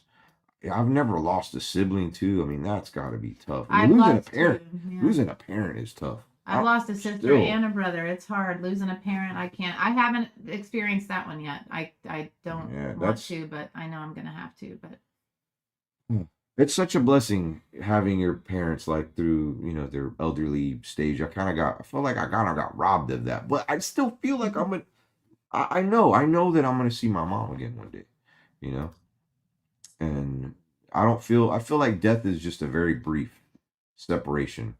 And it's just I don't know. It's a rough draft. This life is a rough draft. We're in a simulation. And when this is over, like, hey, what did you do with the gifts that I gave you? Did you do it for the greater good of my kingdom? You know what I mean? And I think that's going to kind of determine our eternity. I lost my stepdaughter around the same time you lost your cousin, and it's hard. Oh, I'm sorry to hear that. That's awful. Shouldn't ever have to lose your children, man. That's oof. Hey, thank you so much, Angela, for becoming a member on my channel. It really helps out a lot having members because it helps us, with feeding the animals. It helps with when we go on trips and we do all that. So thank you so much. We are self-funded on the channel. I really want to ask if you can do more prayers videos on Sundays because I don't go to church in this small town. So hey, we talked about Shelly and I have actually talked about maybe doing some Bible studies, but I feel like I have to really, like, I want to really set myself up spiritually to be able to do that because people are going to be coming to me with questions that I may not have the I don't have the answers. I don't even speak well. I'm not a well-spoken individual. What if you don't have to be, babe? You're I know. trying And to Moses was. I have that. I have that in connection with Moses. Yeah, you Moses, like God came to Moses like, "Hey, I want you to free the slaves from Pharaoh," and he was like, "I stuttered." I think what would be cool though. It's like I don't care. You doing We've it. talked about this in length, and he's like, "Well, I want to be this, and I want to be that, but you know, we don't have a lot of time. I don't believe we have a lot of time. We even have talked about that. We don't have. So I think that if you're being led to do that, then I'm gonna do my best. I'm not gonna be perfect. We can't answer questions. We can actually teach people how to find the answers to questions in the Bible. I think that would be great. Lori, thank you so much for your very generous super chat. Hey, Omar and Shelly, how are you? Doing great, and thanks to you. Wow, thank you so much. That's awesome. But I'm doing great. I'm very glad that everybody's here with us. And I mean, it's late. It's midnight here on the East Coast, and we got 1,700 people here. Hey, Eddie and Jen. So thank you so much. Sorry, I didn't mean to interrupt you, but I don't want to. Yes. So Eddie and Jen. Super nice people, by the way. Eddie and Jen, the vlogs, and then some.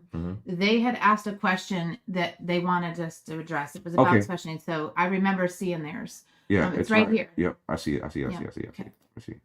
And thank you so much again for your super chats and for just even being here in the comments. All right, here's the question right here. We have a question. You are a wonderful father and Shelly's fantastic mom. Thank you, Eddie and Jen. As you may or may not know, we too have 3 boys with special needs. I did know that.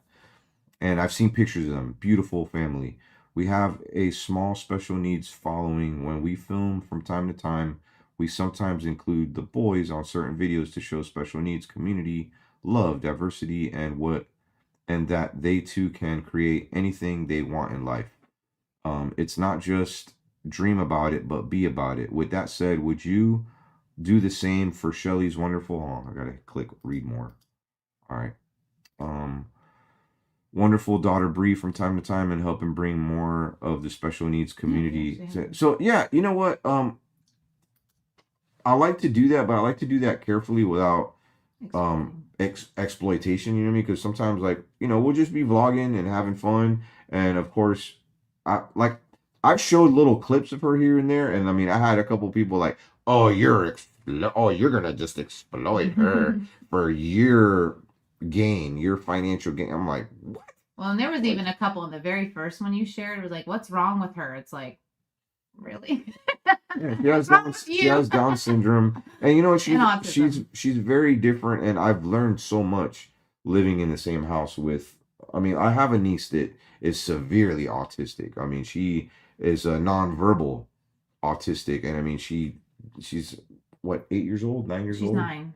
9 years old, and she still doesn't even go to the bathroom on her own. I mean, she's working on that. She's made a lot of progress, and she's starting to talk a little bit. But I mean, like, Bree is very bright. She's very smart.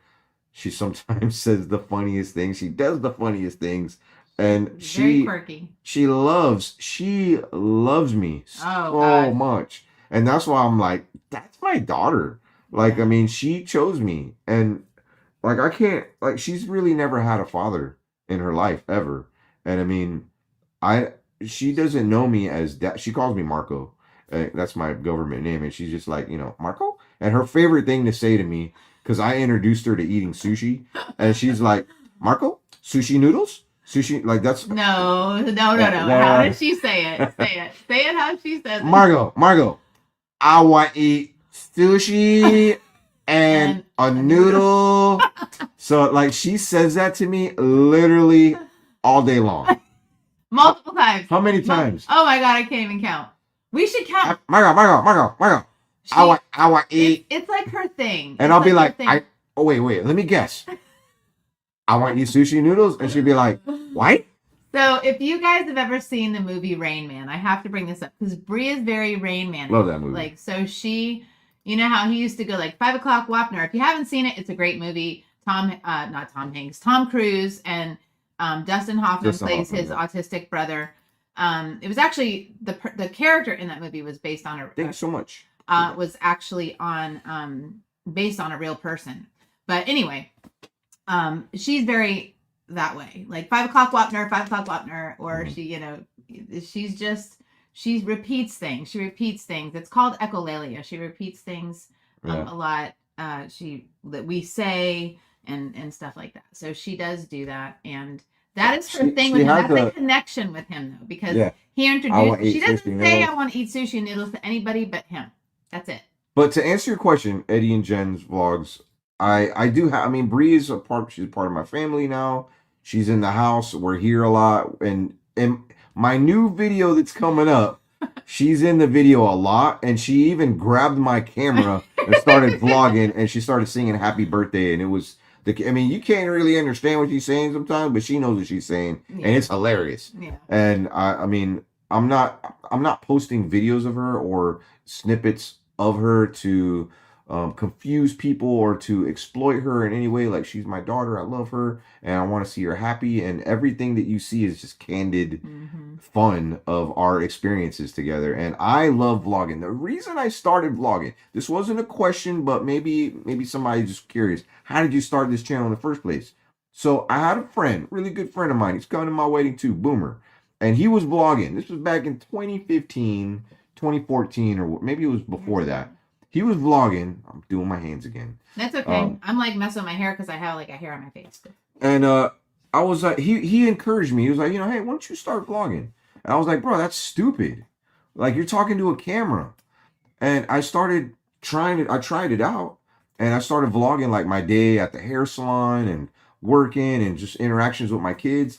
And then I would watch these videos back. And it was during a time that I was going through some pretty heavy depression in my life. And I was going through a lot.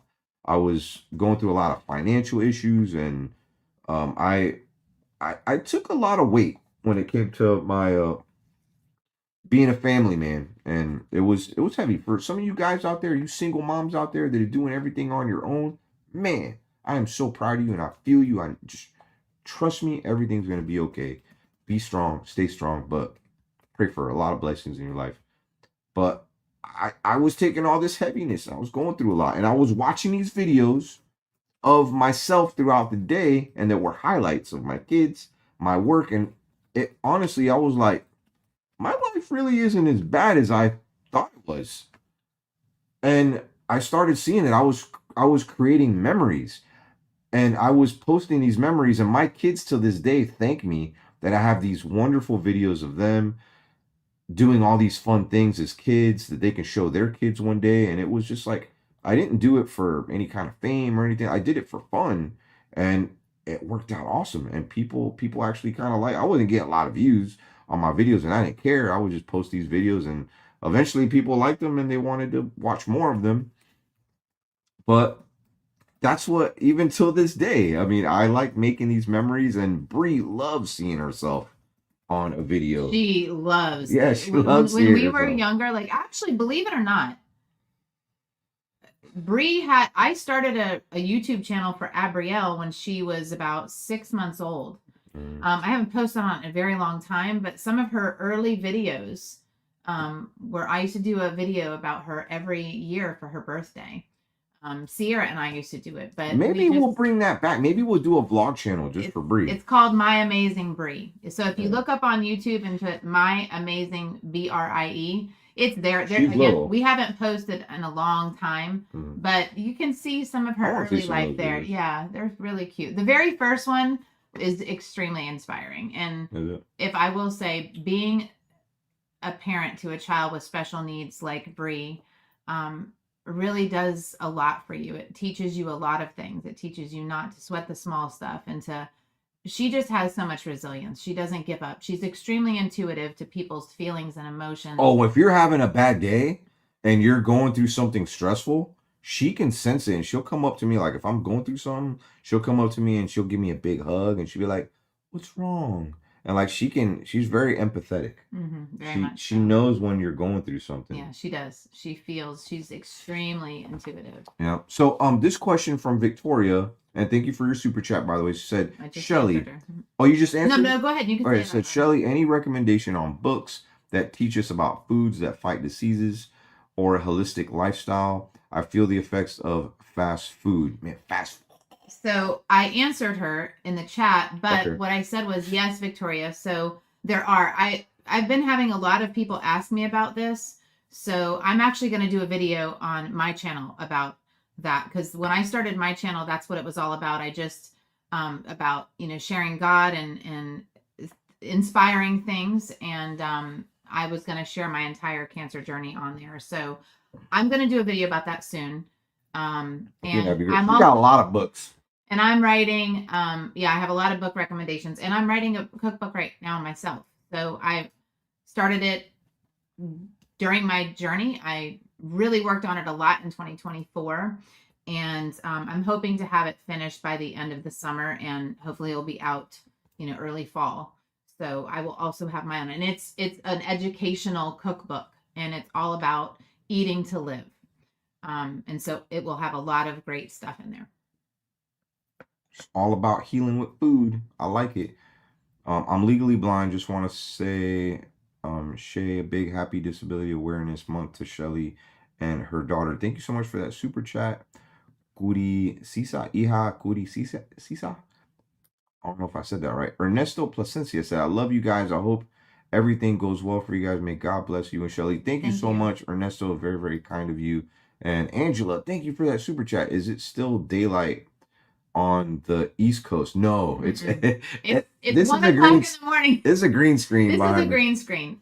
Yeah, it's not. But It thank you kind for the of super does chat, look like our house a Angela. little bit. Ruben said, I've been here since you started the live stream. Thank you, Ruben. I appreciate.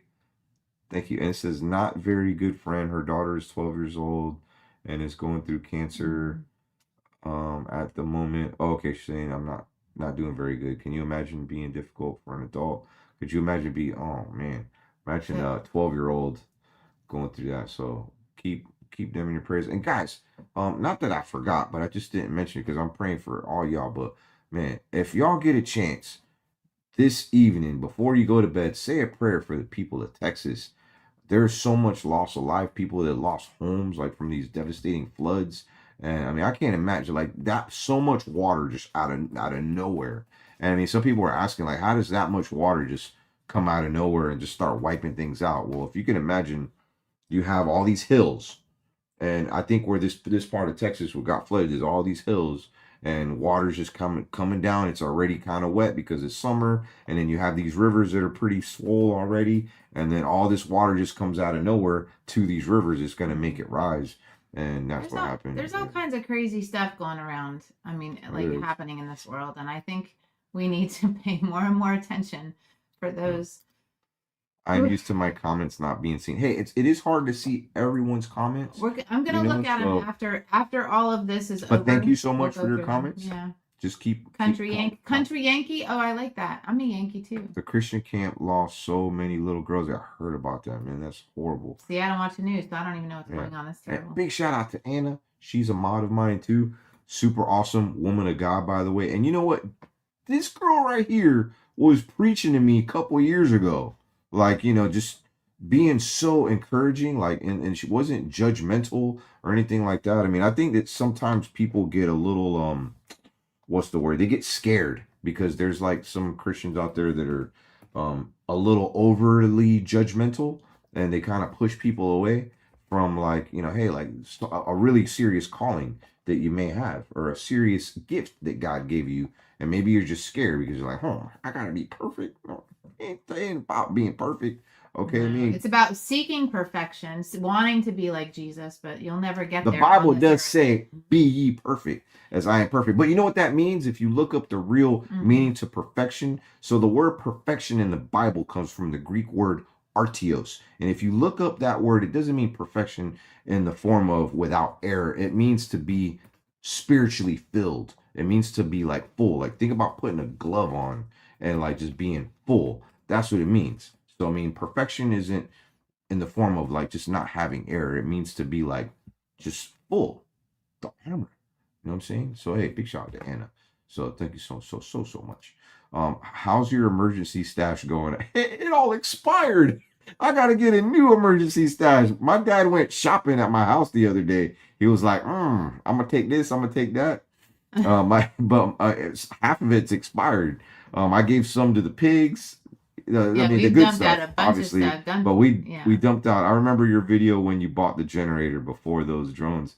Yep, I still got the generator. I hope to God we don't get hurricanes as bad as we got last year, because I mean it devastated our real estate market. I will say that. Tammy Miller, thank you so much for the super chat. Wow. Pigs look happy, Omar. They are so happy. They go in their little tub. I have the tub like right outside the Oh gate, my God, it's hilarious. and I put the water hose in there, and it's just like they just, if you haven't seen the shorts of like the pigs and I call it the pacuzzi, they get in there and they love it. They cool off and Supposed to be drinking water. yeah. You get in there, as soon as we fill it up, they throw it. They Please jump in it. donate to Ryan Trey. I don't know Ryan Trahan, but I know he's a good YouTuber. So somebody said, I want your cookbook. Yes. So it will be out later this year. I'm not sure when. I've had a couple deadlines. I've missed them because life just gets busy. And of course, right He's now, written planning a cookbooks wedding. for like doctor's offices. and Yeah. stuff. So that was the big project that I had last year. So I actually Thank wrote you. very specific cook booklets for a very large medical, what is it?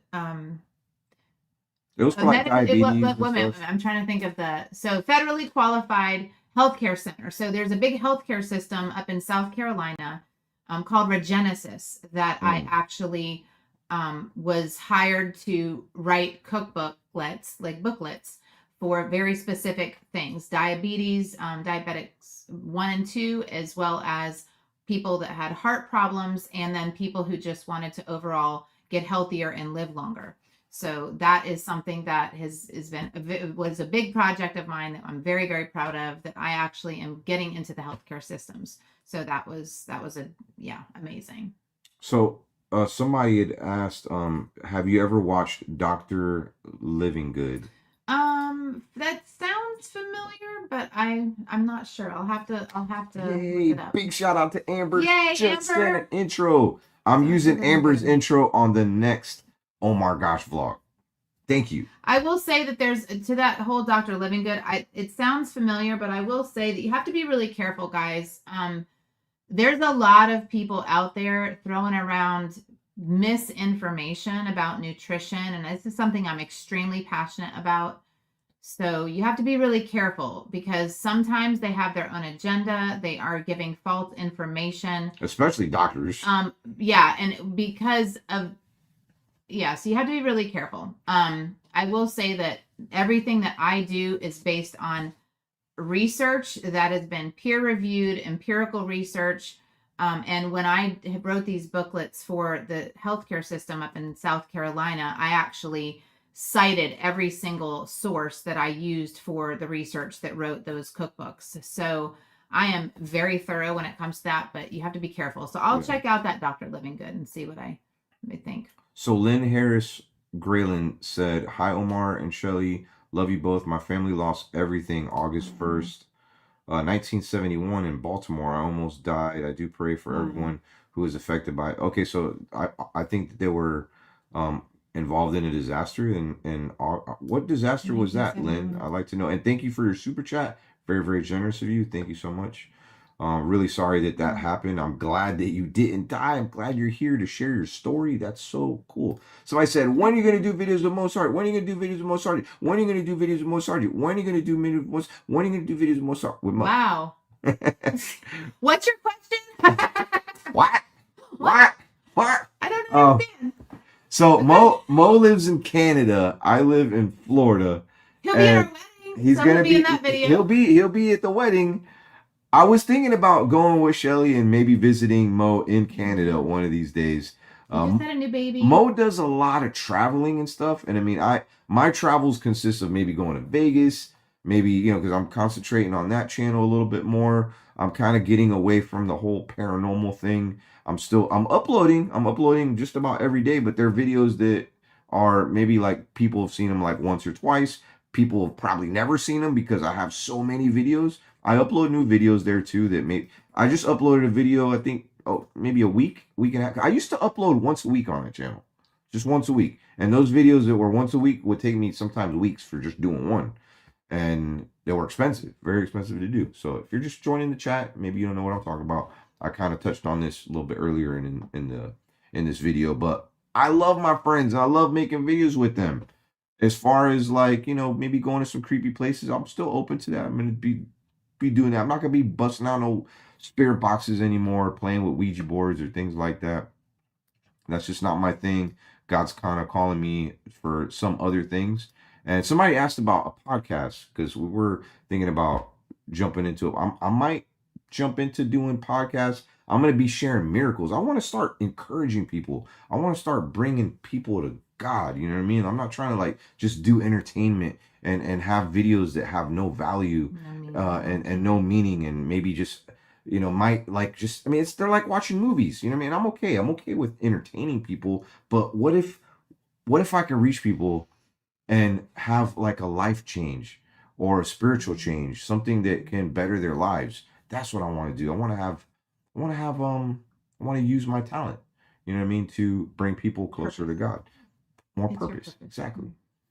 Well, but you should touch on the video that you did about that dream you had, and that's I did. Maybe so, some of y'all missed that video, but I did upload a video and I was talking about a dream, and I never talked about this dream.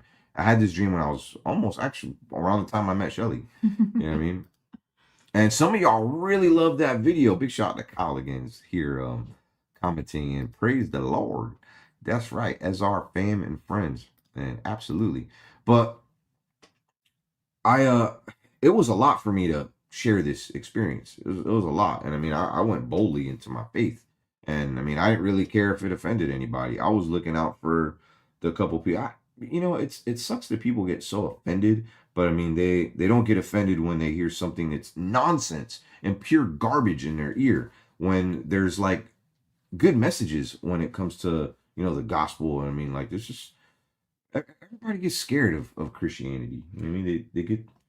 They get so offended. So I think it's like the most offensive thing ever. But I mean, I think it's because there's like so much good. There's so much positivity. It's because of hypocritical Christians. Or I will. Can I share something? Sure. So I would like to share this because. But that's not just the reason. I think people are afraid to have their sin called out. I think that most people. And people don't want to change. That could be true. It's a comfort. But as a person, that I don't think you were ever this, but I was. So that's why I wanted to speak on that when you said it. And it made me. I felt like I needed to say it. So okay. I grew up in a Christian home, and it was a very Christian home. And we were at church every single time the doors were open. We went Sunday morning, Sunday night, Wednesday night. My parents were worship leaders in our church. I went to a Northern Baptist church in Massachusetts. That's where I was when I was young. That's where I was born and raised for the first 10 years of my life. But it was like forced on you. It wasn't that it was it was just part of my life. I went to Christian school. I went to Faith Baptist Christian Academy when I was young. So I was immersed in that. And in 1981, my sister Teresa was killed by a drunk driver. And as a 7-year-old child, I was very confused because I thought that being a Christian meant that nothing bad would happen to you, because that's kind of how they taught me when I was young, right? So it confused me. And by the time I was a teenager, I decided, and all the aftermath, after my sister passed away, my parents ended up divorcing. My older brother Keith rebelled and he ended up getting put in jail. All these negative things were happening. And when you lost your sister, it made you kind of turn away from God. Yeah, and I did. And so I think that's people's biggest thing is like, how can God allow something so horrific? So by the time I was a teenager, I stopped believing in anything. So I wasn't even agnostic. I was atheist. Now, I wasn't like, oh, I'm an atheist, but I was. And it took personal experience and personal events in my life happening that eventually led me back to my faith. And that is where that's where I came back to it. But I think a lot of people who like don't like Christians or harp on Christianity or say all these negative things about Christians, they've had a bad experience. Yeah. With something, whether it was with something happening in their life. But every atheist, I've always said, behind every atheist is a story. There's a story, and there's hurt. I had there's one hurt too. behind it. I Yeah. had one too. And so there is a story behind every atheist. Every single atheist I've ever met has a story of why they're that way. Agnostics are a little bit different because they believe in something. They're like we believe in the universe kind of people. They believe in a higher power, but they just don't want to call it God. And that to me is even more The confusing. universe. That's even more confusing to me.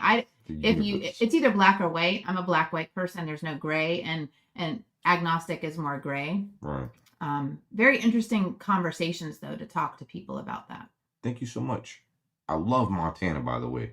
Never been. Is it pretty? It is pretty. It's very, in the summer. No, did look at that video. It's like my dreams. I pray to God every time. Amen. You both get me through every day, and James as well. You guys are amazing. I want to take the time to say thank you. Hey, Aw. thank you. I appreciate that. Who's Wacky? Are you still friends with Wacky? Oh, Wacky. Her name's Josanne. I haven't talked to her in maybe like a year or two, but I mean, there's like a lot of friends that sometimes you might not talk to every single day, but you wish them well. You might come across like a message here and there, like, hey, how you doing? Hope you're doing well. I know that her herself, she got away from the whole like occultish type stuff, and she like turned her life to God too. You know what I mean? Amen to that. Somebody said, "How's James doing?" James was here in the comments a little bit ago. He's been really busy with his sister. Yeah, he's with his sister every single day. I've been praying for him and his family. Pray for his sister. His sister, about almost like a year ago. It's been a year ago. It was a scare. She stopped breathing, and they brought her back, and she was in a coma for a really long time. And James was there every single day, man, every single day, praying. And she woke up from the coma, but she's still. She's not all there, and I'm praying for a miracle to happen. I think they're keeping her in a coma. I don't think she's in. I think she's still in a she's coma. like in a vegetative state. Yeah. You know what I mean? And James is, he's just there. He's such a strong individual. If y'all seen that James maybe isn't uploading a lot of content, maybe he's there every single day with his sister, and he's fighting for her. So amazing. Fights with the doctors. He's her advocate. It's really amazing. Yeah. It's really amazing. So he's got that going on, and then he's dealing with his own health issues in his eye. Might be losing his eye. Might be. You know what I mean? So big shout out to James. I love him. I miss him so much. I wish we can hang out. Can somebody please enlighten me on what happened in Texas? I'm not from the U.S. Heard nothing. We have our strange weather. So there was a massive flood that hit. I don't know what part of Texas it was, but I mean, like a ton of people lost their lives. There's people missing. So that's basically what happened in Texas. Hey Omar, I have been good fan of you. Thank you so much, and most sorted too. Shout out to the original Godfather hacker. In Camp Mystic. Yep, that's 79 victims. Oh my gosh. Wow. I thought it was 50. And it said, "Hey Omar, did you get my message on Insta?" So I don't have Instagram. It might still show that there's do. Fake. There's fake. Oh, there's accounts. fake. There's a new fake one that just happened today. Because I completely deactivated my Instagram account. Yeah, there's a lot of fake ones happening. Actually, on Facebook too. There was another one I just got notified about today. Yeah, the Blind Savage. That is my boy right there. So he was here in the comments. Big hugs to my boy James. I even told him, "Hey, bro, let's go on a little filming trip together. Let's hang out soon." And he wants, he wants to be there with his sister, and I don't blame him. So I mean, it's really hard for him to get out. And yeah, Shelly's on Insta. That's my homie right there, Jules the fam.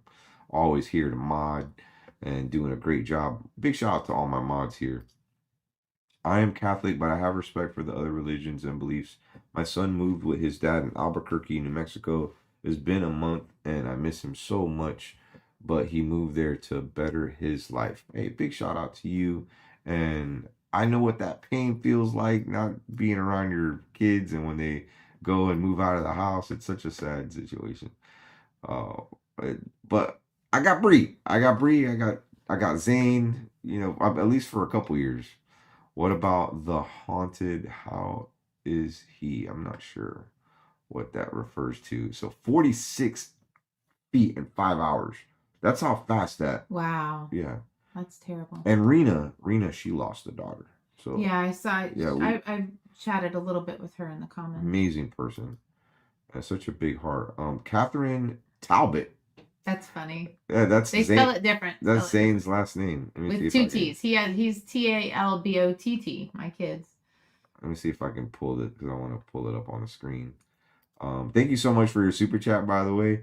Hey, you two from Utah. I love all your videos. Keep it up. Thank you so much. I love Utah. Been wanting to take Shelly out to Utah. It's probably I wanted to. it's like in my top 5 states in the United States, and there's so many beautiful states here in the United States. Zane says, don't steal my last name. Hey, Zane's watching. It's spelled different, son.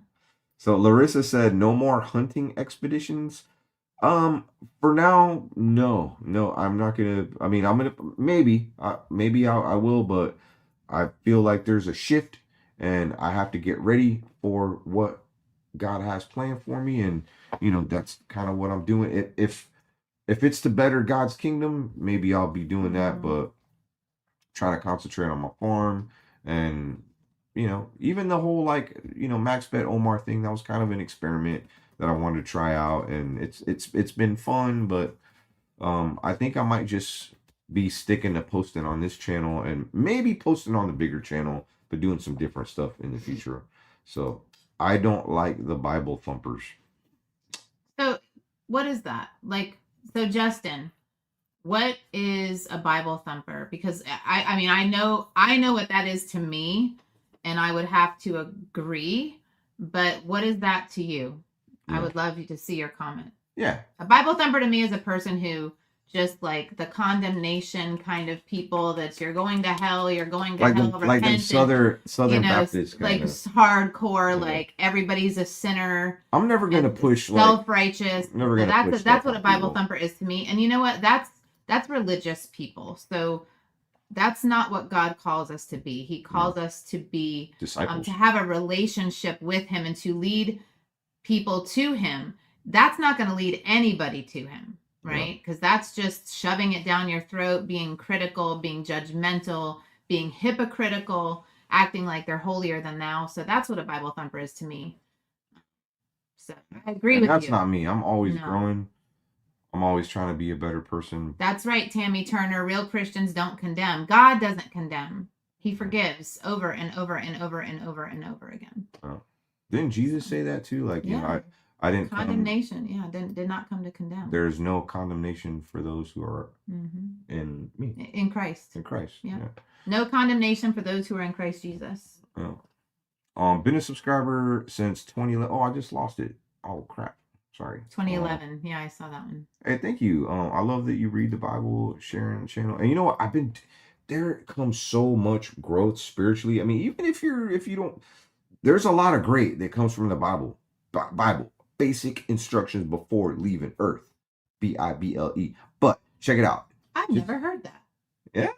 Basic instructions. I mean, it's like I stink with acronyms, but that's cool. Yeah. I like that one. So I mean, there's so much. Like if you want to start on a really good book, go to the Old Testament and read Proverbs. I think that was written by If you just read Proverbs, you'll be good. Proverbs and Psalms. If you want to read 2 books of the Bible, there's a lot of wisdom that honestly, even if you're not a in Christian, little bits and pieces, even if you're not spiritual, or I mean, it's just like really good for your everyday life. Like just about why don't you pull up a proverb, just a random proverb. I mean, there's nothing bad that comes from this. I mean, even if you're not somebody that is, I don't consider myself a religious person. I'm not religious. I have a relationship with my Creator, and I try to share. Written by David. I always thought it was written by the son of David, but man, it was written by. There you go. That's a good one right there. The first one that came up. Trust in the Lord. Trust in the Lord with all your heart and lean not into your own understanding. In all your ways submit to him and he will make your paths straight. But there's other Yeah, I know. verses That was just the first that are one just came up. full of wisdom, like everyday wisdom that you can apply to your everyday life that makes you a better person. You know what I mean? About just being humble. And If you've got a question about how to act about something, like I can tell you how many times I've had like, okay, a situation, I'm like, okay, how am I supposed to act here? And I will literally go and I'll use Google or ChatGPT as my best friend now with that. And I'll search for scripture that tells me how I should act or how I'm supposed to handle something. there's just so much wisdom. Like, I wish I had your Bible in my hand right now. I don't know, it's in there. So what I've been doing is every morning, almost every morning. I didn't do it this morning. What, today was Sunday? Yeah, we watched church this morning. Wait, today's Monday. Today. What's Well, today? it's officially Monday because it's 1:24 in the morning. Well, we had church. We watch church online actually. And there's a reason why. Yeah. Because the church that we love is not in this state. Right. It's in North Carolina. Where I used to live. Yeah.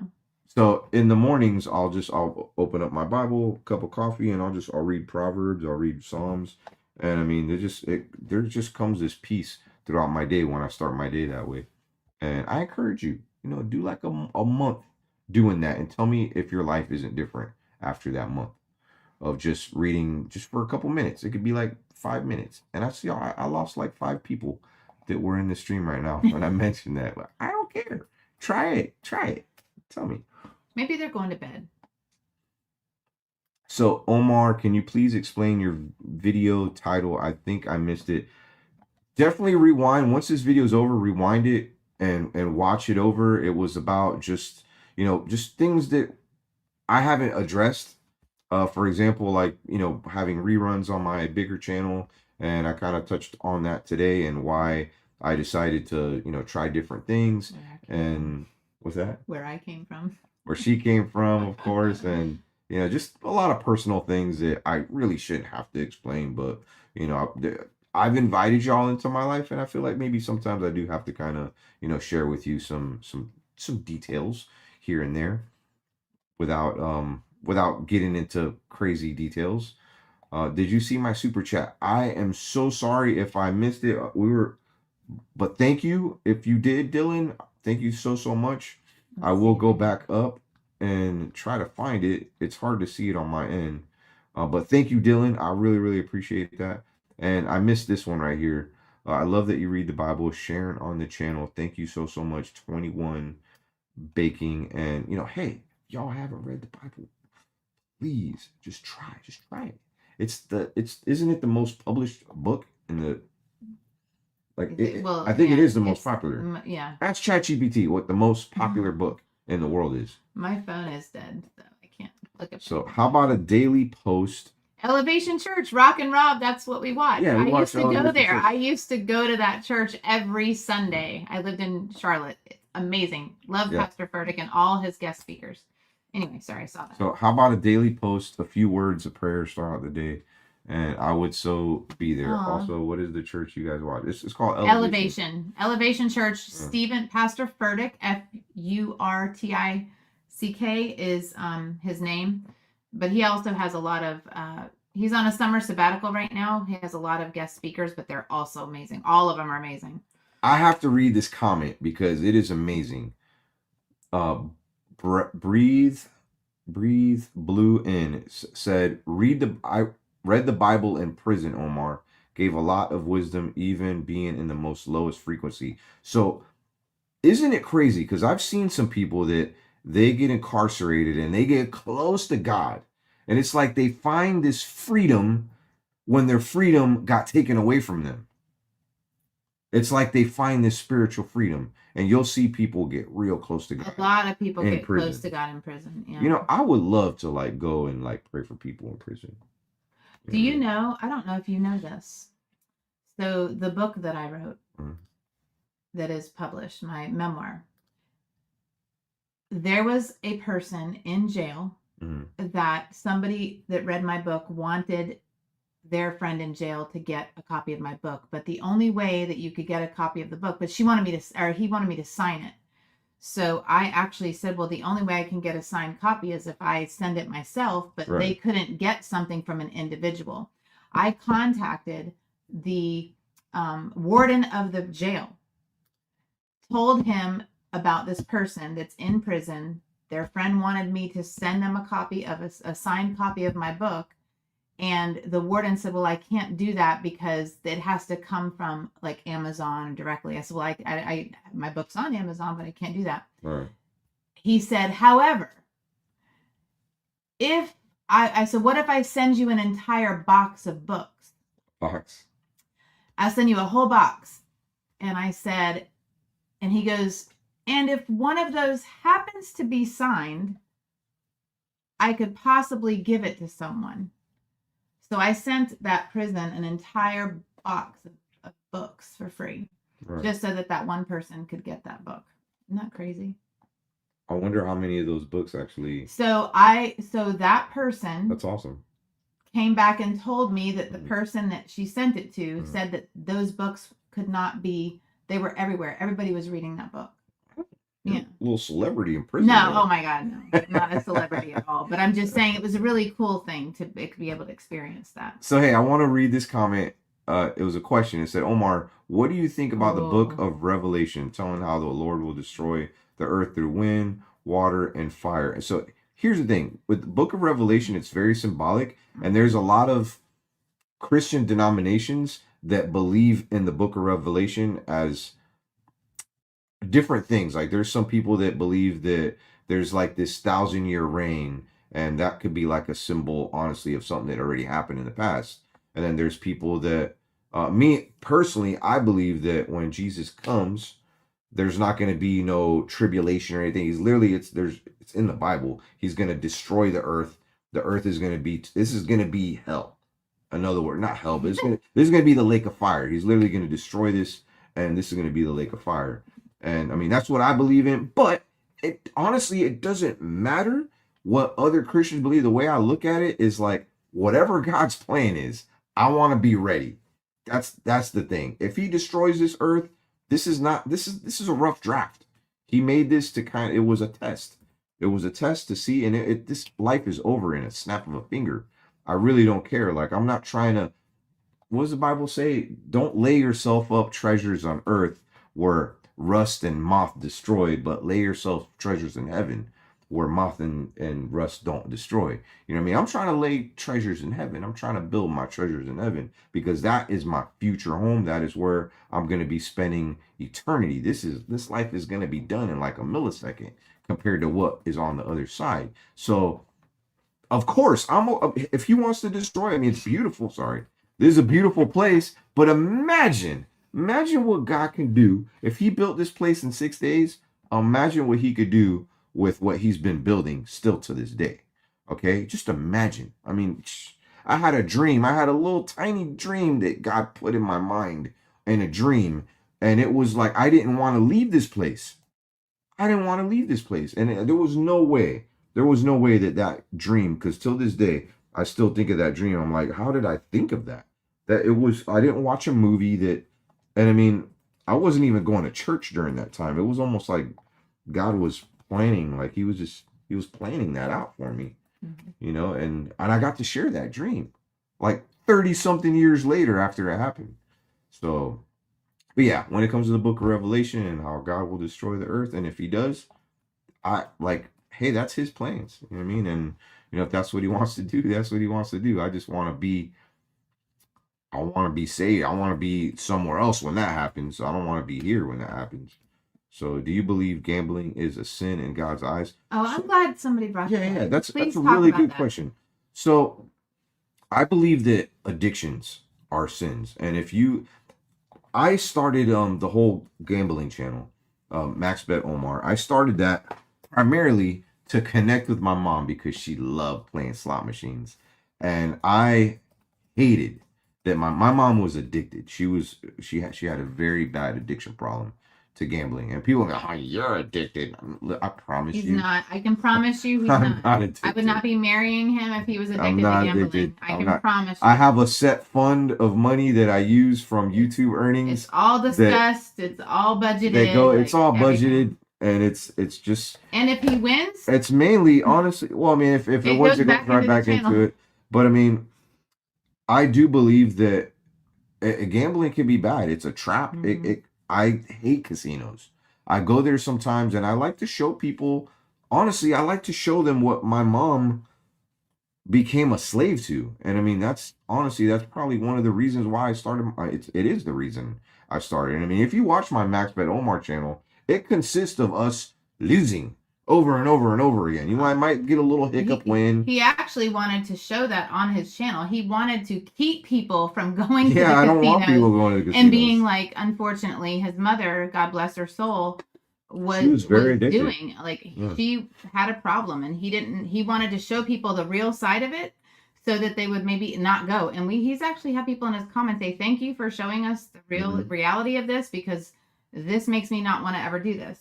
So I mean, I'm still praying on that, you know what I mean? Like if that's it, because it is helping people, and it does help people that maybe they can't go to the casino, and maybe it's like a way for them to like, oh wow, like I'm kind of playing, kind of watching his video, and I'm losing money.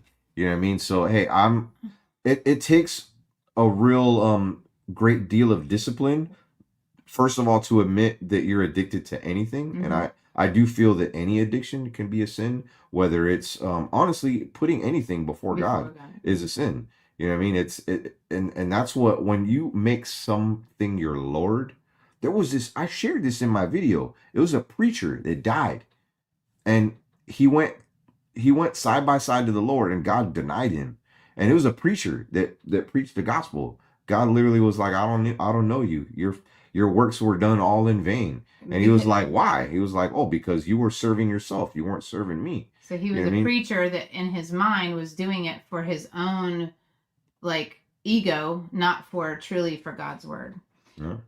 Can I say something about to address this question before we go? It's a great question. And I'm proud of you. I'm very proud of you.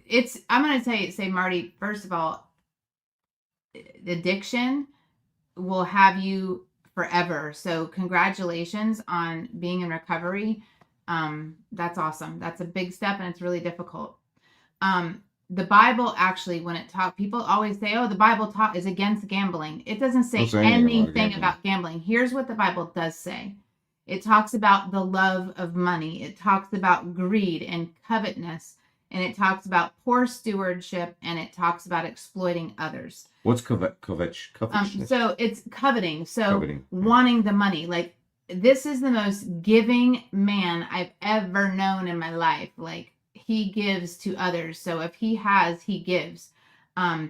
He is not greedy. He's the opposite of greedy. So the Bible doesn't talk, it talks about the love of money, putting money. He doesn't gamble to win money. He gambles to show people what gambling really does to people, and how much you can lose and how fast you can lose it. I show the fun side of it too. And he, they have fun and they are goofy and stuff, but that was his reason for starting the channel. Yeah. But the Bible never talks about gambling directly. It talks about greed. And honestly, it talks about the love of money. Putting anything before God. Yeah, but I mean, you can make your phone. You can make this a god. And the commandments is very clear about, putting other things like other gods before. And I mean, people take that as, oh, well, it's because there's more than one God. No. The thing is when you worship something, you can worship your relationship. You can worship your kids. You put your kids before anything. There's nothing wrong with putting your kids before certain things, but you got to put God first in your life. Yeah. You know what I mean? Yeah. So somebody said, what's the point of living if you're just waiting to die? Because you have a purpose. So you have a purpose. If you're breathing and you're living, you are here for a reason. You're here for a purpose. And God created you for that purpose. And you're not just waiting to die. And he created you to enjoy your life. I mean, 100%. Yeah, 100%. Yeah. But I mean, he gave you free will too. I mean, he gave you, and I think that's what makes us so beautiful in God's eyes, is if we can have that free will, but we're choosing to love him. You know what I mean? It's almost like a free will in a relationship. how much different would our relationship be if I forced her to love me? She wouldn't really truly love me. But when you have two individuals that find each other and they fall in love passionately and they talk to each other every day, they're hugging every day, spending time with each other every day, the intimacy, like there's just so much that makes that special. And I think that's what free will is amazing. So I mean, that makes me I don't know if sad. I don't know if I said that. That makes right. me sad. No, you said, of course you said it right. It's from your heart. But so gypso bit, something I want, I'm just going to say this. Because that comment bothers me. It makes me feel like he or she is not in a good place. So I want to see you enjoy your life, so you don't feel that way. What's the point of living? Because, oh gosh, I want to say the right thing here.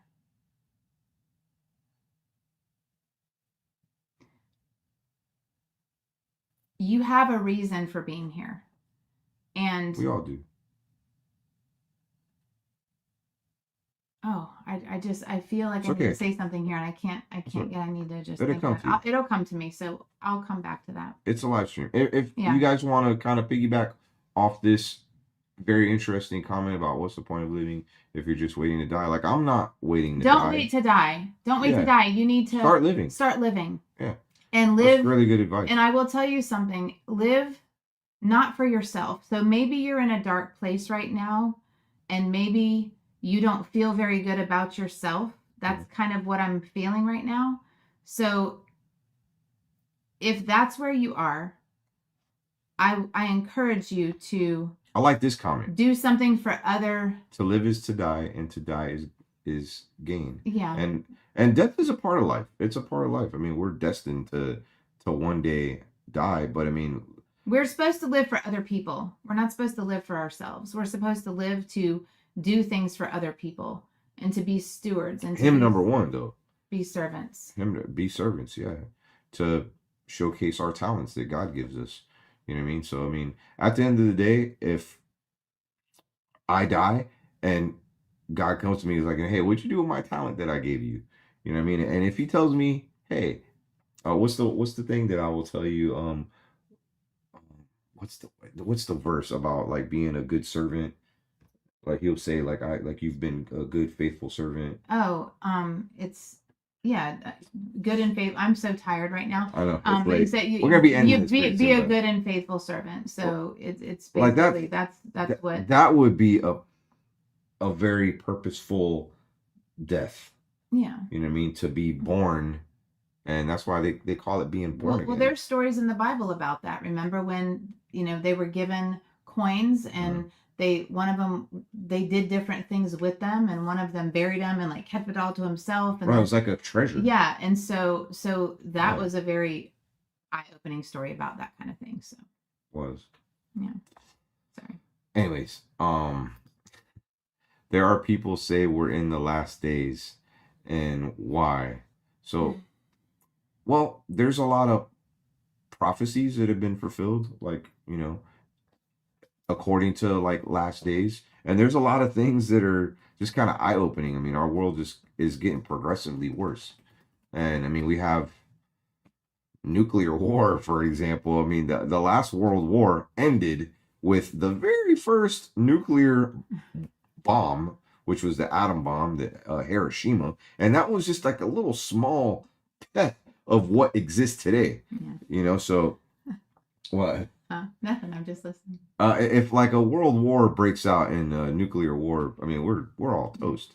You know what I mean? 2 Timothy. So Tanya, 2 Timothy 3:1-5. Here's why. I like here's his why. But understand this, that in the last days there will come times of difficulty. People will be lovers of self, lovers of money, proud, arrogant, abusive, disobedient to their parents, ungrateful and unholy, heartless, unappeasable, slanderous, without self-control, brutal, not loving good, treacherous, reckless, swollen with conceit, lovers of pleasure rather than lovers of God, having the appearance of godliness but denying its power. Reckless. that right there, like, Fully heartless. if you can't It's like- read it's that pretty verse much- and see what's happening in our world right now, That's our world. That's our world And right you know now. what? If you rewind, And it's never been worse. if you rewind like 20, 30 years ago, like people were different.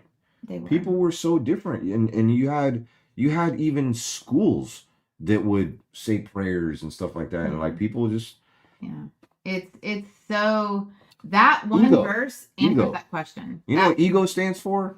Edging God out. 100%. You and the acronyms today. You like that? Wow. Yeah.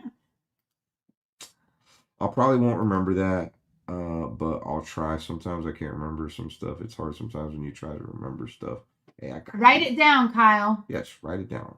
Yes, they were very different. So I mean, that's proof right there. We're living in the last. It's really simple. That one verse. It's really simple. It's not just the wars and the rumors of wars No. and like all these crazy natural disasters that are happening, but I mean, that's there too. just like people in general, like how they become.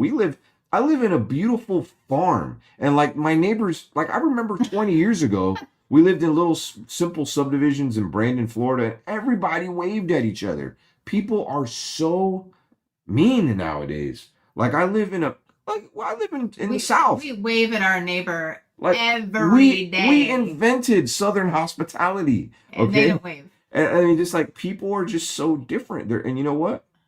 I still like. I'm a Christian man.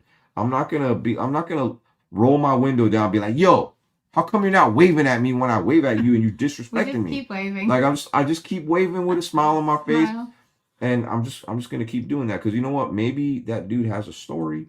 Maybe he's bitter and maybe he's just bitter. Maybe he's just gone through some stuff. But I mean, like, just people are just they're not what they're different nowadays. Mm-hmm. You know, people are just they're too into themselves. They're extremely what's the word?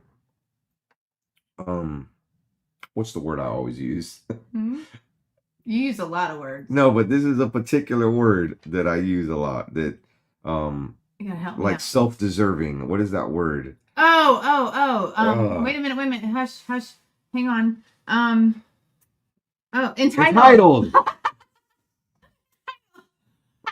Like our generation is cooked when it comes with it, like entitlement nowadays. Yeah. Sorry, this is a live stream. There's no cuts in this video. You're gonna see me mess up as a human being. Plus, it's almost 2:00 in the morning. So I mean, like, yeah, entitled. That's what it is. Like the entitlement is through the roof. Like people are just into the. I'm gonna tell you. Can I tell you? Can I tell the story? Okay, I'm gonna tell you this Just story. don't use names. And Okay, I'm not gonna. Keep it anonymous. Okay, so my stepdaughter Bailey happened to go on a trip recently. This is a very you need to take this story and be careful. You youngins out there that like to smoke pot. I'm not saying there's anything wrong with it. You know what I mean? I know God invented it, but you can't abuse things, okay? And there's people out there abusing this stuff. All right. Anyways, was it in Thailand or no? It was So they were in Thailand and they were going to Bali. Okay. Bali is what country? Indonesia. Okay, here we go. So in Thailand, weed it's legal. Like some here in the United States, it's not. Florida, it's not legal for recreational use, but for medicinal purposes, it is. In the country of Indonesia, it is very, very illegal, and they have it up there with being as illegal as like murder or something. Murder Crazy. or like being a drug smuggler or like having several pounds of cocaine. Like it's bad, and they can even put you to death. So Bailey, Depending on the amount. Yeah. my stepdaughter Bailey, that's not what it wasn't her, but a friend of hers, and I won't name her name. We're gonna get to this whole entitlement thing. Goes to Indonesia from Thailand with weed from Thailand, and she gets stopped at the airport or at customs. It was gummies. And they were just gummies. It was like But it was 10 grams because they measured it with. It wasn't 10 grams is not. I mean, it's not really a lot. But in Indonesia, that is actually on like she could have gotten like 15 years in prison. Okay, no. We looked it up, and they wasn't it that one girl, the one basketball player girl that she was in Indonesia or whatever, and she got caught. And this is like a serious serious charge. crime. And these jails in Indonesia are no joke. So you don't want to go to jail in Indonesia, okay? Just like you don't want to go to jail anywhere, but especially in Indonesia, especially for a serious charge like having cannabis. Okay, so they put people to death. Mm-hmm. Or what's the penalty? The one of them was like 30 years in prison. 30 years in prison. So this oh my girl is like 18 years old. I don't even know No, she's how. not 18. She's 20. 20? She's in her 20s. Okay, she's young. 22. She's young. Okay, so we were scared for Bailey. We thought that she was going to be an accomplice and they were going to take her to jail too. And we were like, we were in Vegas actually. we were so scared during this Yeah. time, and we didn't know what we were doing. We didn't know if we're going to be losing Bailey. You know what I mean? She's in a strange country, and they got stopped in customs. Her friend is like stopped. They're taking her friend to jail. Taking her to jail. They had to get this lawyer, and the lawyer was pretty much telling them like, "You're screwed. Like you're gonna have to." I mean, and then she's a young girl who knows. Oh, they put her in jail with guys. Yeah. It's no co-ed. Like this is a co-ed jail. It's that you don't just get put with women. So I mean, oh my gosh, like what's gonna happen? Yeah. In jail, like you're in jail with guys. Like, okay, whatever. And she could be possibly face the death penalty for having cannabis. Crazy stuff, right? Well, anyways, we were praying for this girl. We were praying so hard because her family doesn't have a whole lot of money or whatnot. Like the attorney was going to cost $30,000. Yeah, the attorney was going to cost a lot of money, and we were just like praying that God would have a miracle. Miraculously, this girl got to go home like after 2 weeks or so. I don't know how long she was locked up. They sentenced her to 3 months in a rehab in Indonesia. Right. And then there was like and her lawyer was able to doctor up some documents saying that she was in rehab for those 3 months, and she got to go home.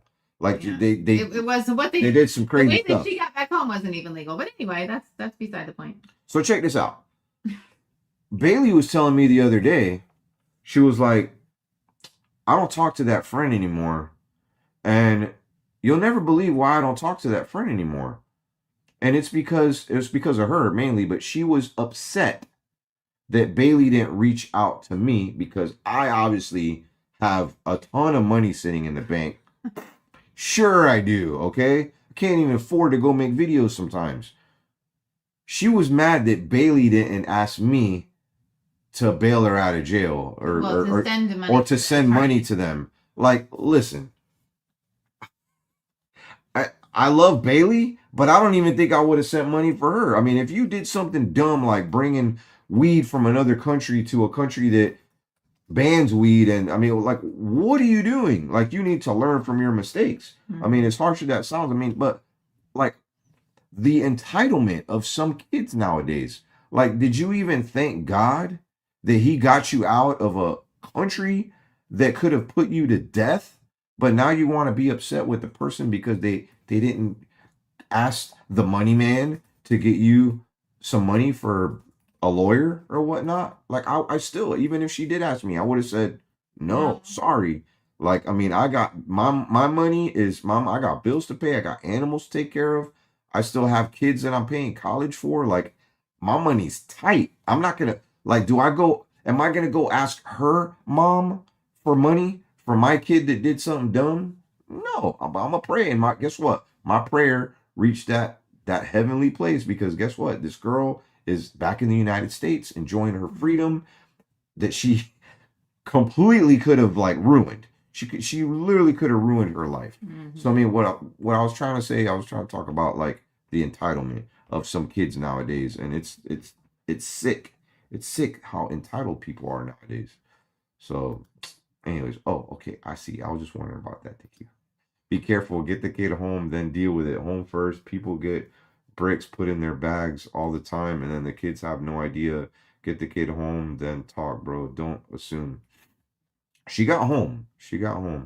Your prayers are likely what saved her butt. You know, did she? We prayed right there on the phone. We were in Vegas in bed. It was like 3:00 in the morning, and my daughter sends me a text, please call, urgent, you know, and she was in Indonesia, like pulled away. Like they got snagged Man. in customs. It I'll was tell you what, if I had an experience like that where I did something dumb, like bringing some weed, I don't smoke weed, I don't do anything like that. But I mean, if I happen to do something like that as a youngin, and I was put in jail for how long was she in jail for in an Indonesian jail? She was in jail, I think, A for couple weeks, or was it a I week? don't remember. I think it was like I don't know, like 5 days or something. It was a week, 5 days, 6 days, not long, but it was long enough. I don't think she even took it serious that the the charge that she could have possibly faced I don't think death. she understood. Or I mean, just and I think the entitlement speaks for themselves. Like if I knew that, and I mean, and I got taken, like God delivered me from the hands of another country that was gonna put me to death for something really dumb that here in the United States you get basically a slap in the hand for. Yeah. Like I would be, oh my gosh, I would be thanking God every single freaking day. Yeah. Like, oh my gosh, like thank you that I didn't lose my whole youth. She could have done 30 years in prison in Indonesia with men, like in jail with men. You know, who knows what those men would have did to her. Yeah. I mean, she could have died like in those couple days that she was there.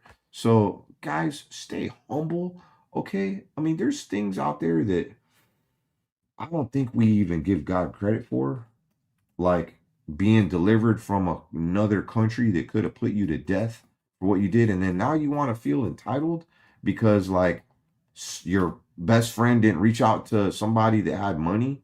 You know what I mean? Like, give me a break. Why don't you reach out to the people that were praying for you, and having God deliver you from the hands of somebody that wanted to put you to death. You know what I mean? Somebody asked, when is our wedding day? November 8th. 4 months away. Yep. The point of life is different from the reason to exist. Ooh, I like that. Pretty That's deep. deep. I like She that. lucky. Yeah, it could have been a so whole much lot worse. so much worse. And wow, like I still honestly don't believe that she got home. Like the attorney like paid off some rehab place to send the courts a letter in 3 months, but it hasn't even been 3 months.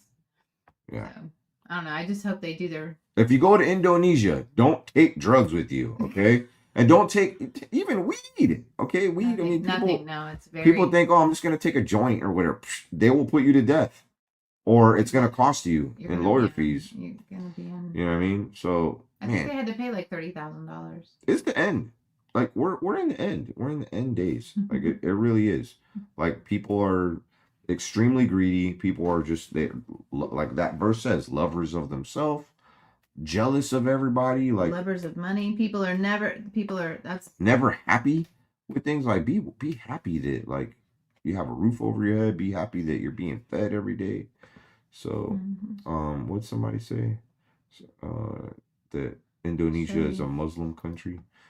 They are very strict. Yeah, very strict. Okay. How is the farm animals? They're great. I'm gonna be uploading a really cool video tomorrow, and everybody's in it. Everybody's in it, and Bree's in it. She's like the star of my video.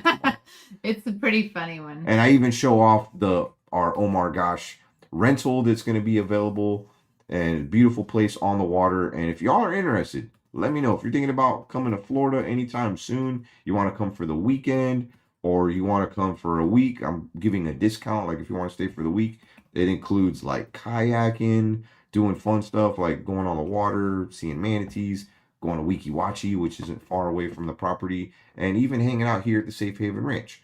That's going to be kind of like a limited thing, but we were thinking about like having, like just some fellowship, inviting you to our home for some lunch, maybe a breakfast or something like that, maybe a brunch or whatnot. But that's going to be like included in the whole, oh my gosh, package vacation thing. So just shoot me an email and let me know when it is you're thinking about coming. Omar, how's the new goats doing? They're doing great. They kind of, I show them in the video that I'm Are they still hanging out? But they're still kind of hanging out by themselves. By the barn. Yeah, they hang out by themselves. They have each other, but maybe they'll eventually play with the others. What is funny is that the greedy think they're going to heaven. Yeah, because they made other things their God. And that's what the commandments are all about. And you know that somebody asked, like, hey, what's the great? He asked Jesus, what's the greatest commandment out of the commandment? And you know what he said? Love the Lord like thy God with all your heart Mm-hmm. and all your soul, all your strength. That's why I read it. Yeah. You know what I mean? That's basically putting God. You put God first in your life, and everything else will just kind of follow through. You know what I mean? So. Oh my God! Somebody said, "I gotta know how that seaweed tasted that he threw at you." The first of all, he didn't mean to do that. The seaweed. I agree with this comment too. Oh my God. Abomination to the Lord. I mean, it's clear in the Bible. It's clear in the Bible. And anytime maybe I had videos in the past where, you know, I had psychics and things like that, it was honestly, it was more from an entertainment movie type making thing. And I mean, I didn't really I've always kind of personally have had sort of a conviction, you know, whenever like, you know, maybe talking to psychics, but it was just all for the entertainment value of those kind of videos. But I mean, I don't really believe in all that. And yeah, you're opening your life to some evil stuff when you deal with that kind of thing. So I'm not saying that, you know, they're evil people or they're bad people. You know what I mean? I love everyone, and I feel like there's people that are lost out there, and hey, maybe I could reach them somehow, some way. So Omar, stop cutting Shelly off. How did the seaweed taste? I'm sorry.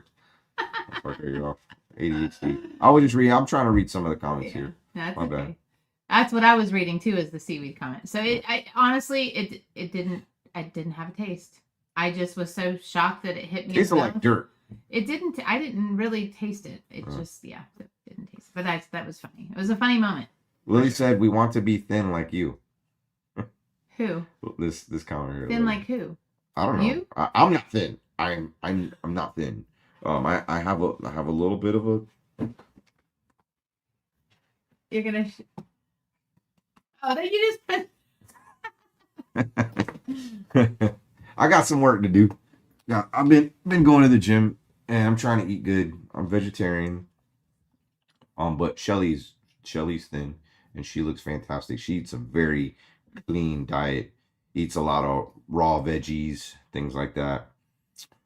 It's actually not as much what I do eat, but what I don't eat. You got a nice tattoo on your shoulder. Oh, thanks. Appreciate that. Mm-hmm. Victoria. My anniversary is November 7th, 37 years. Hey, congratulations. That's amazing. And that's cool. It's so close. You can't forget ours then. Oh, like Lily Anderson, like Shelly. Yeah. Amanda, she's a vegetarian. I didn't know that. Way to go, Amanda. Are your kids vegetarian? Zane said, "Ma, check your phone." Oh, my phone's dead, son. Phone's dead. Here, send a message to my phone. I don't know. Maybe maybe they were sending. Maybe Zane was. No, my phone's dead. That's what I thought you were showing, but I guess you were showing something else. Omar, I got something to tell you, but I don't want you to be mad.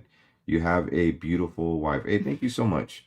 And hey, I won't be mad. You could tell me that I'm the ugliest man in the universe, and I'm not going to be mad. It's your opinion, and that's your right to your opinion.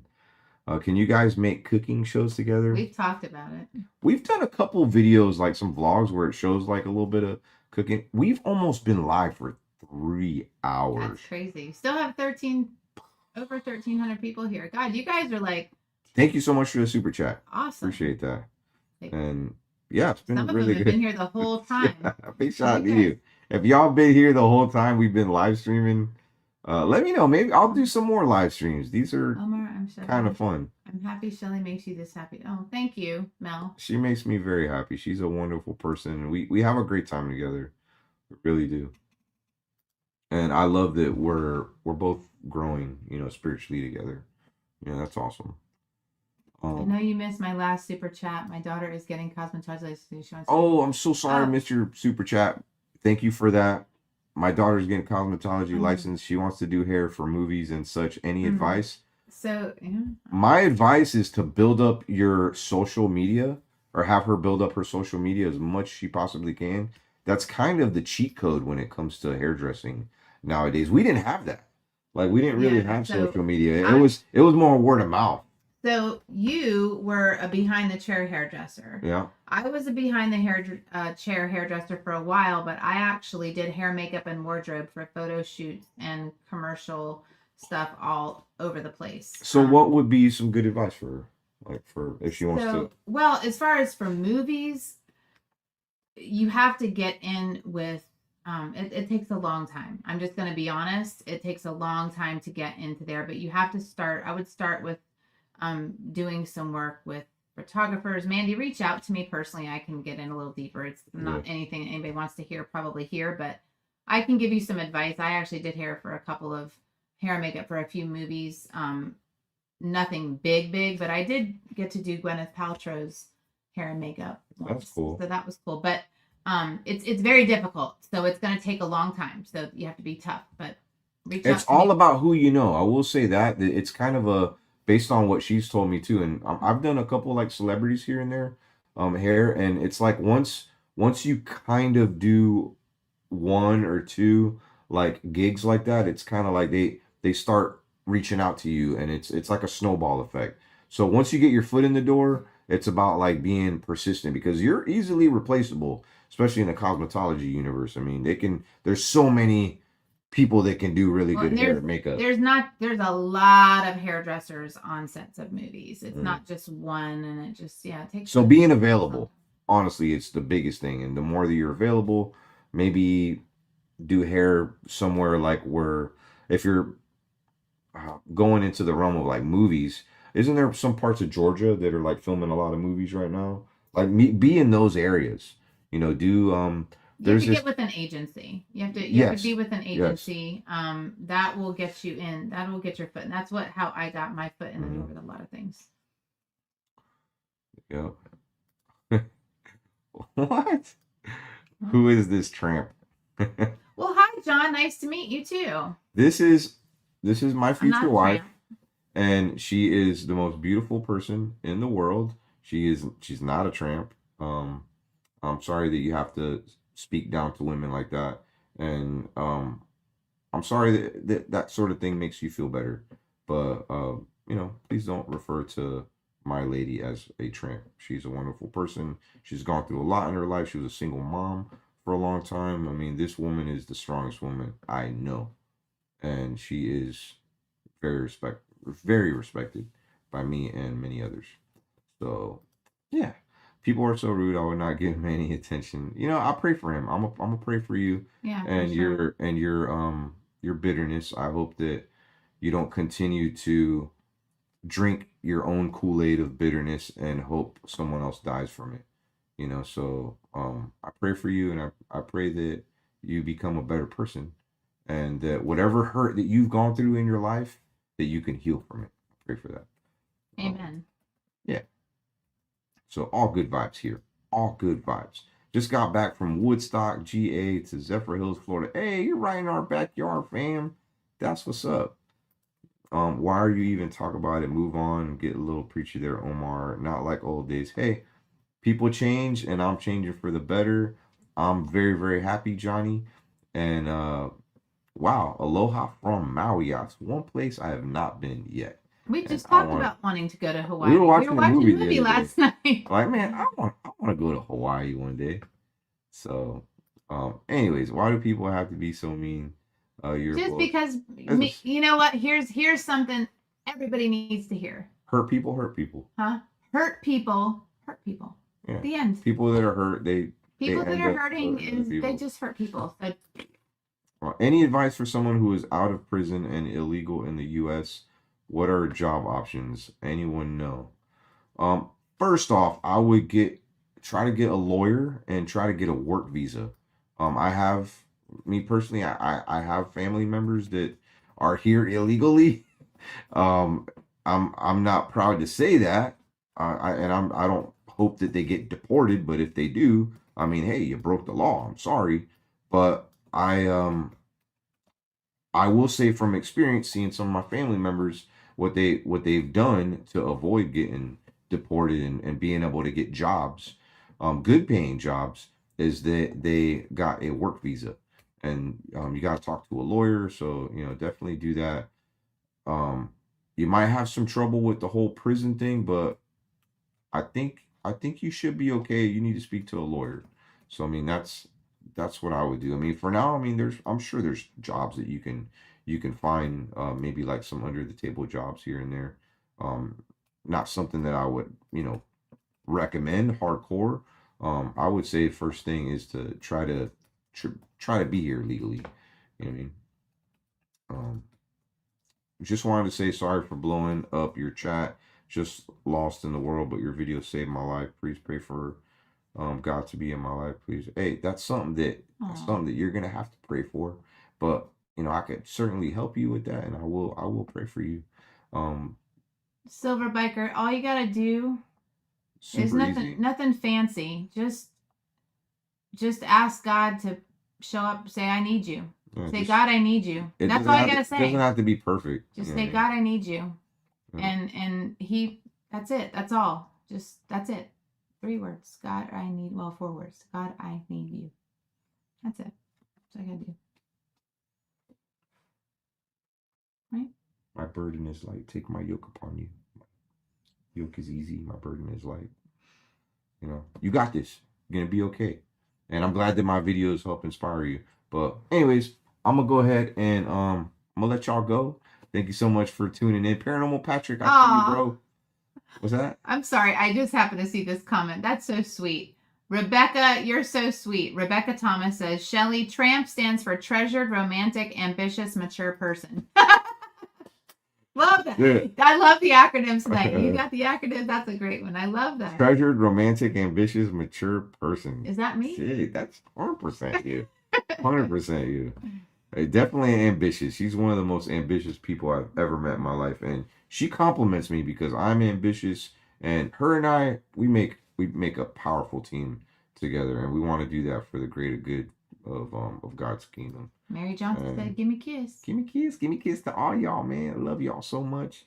Thank you so much for being here. I love y'all's beautiful smiles. I can see y'all smiles on the other side right here. So I pray for each and every one of you that y'all have a beautiful, wonderful rest of your week.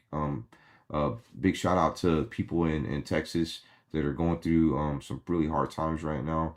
I For sure. will pray for them, and I encourage everybody to pray for the people of Texas. Even if you're not into praying, please pray for those people that have lost little kids, people that have lost their homes, even something as simple as like their cars. You know what I mean? That they used to get to work every day, and just that whole area got devastated. So Yeah, and if you don't pray, give good vibes. Right? pray. But I said if they don't. If they don't, try. It's not gonna hurt you. It's not gonna kill you. It's not gonna kill you. Just say a prayer. Say a prayer. All right. Anyways, I love y'all so much. Don't hate me. Don't hate me. But if you do, it's okay. I'm gonna pray for you. I love you. Gotta go for now, Willie. Give me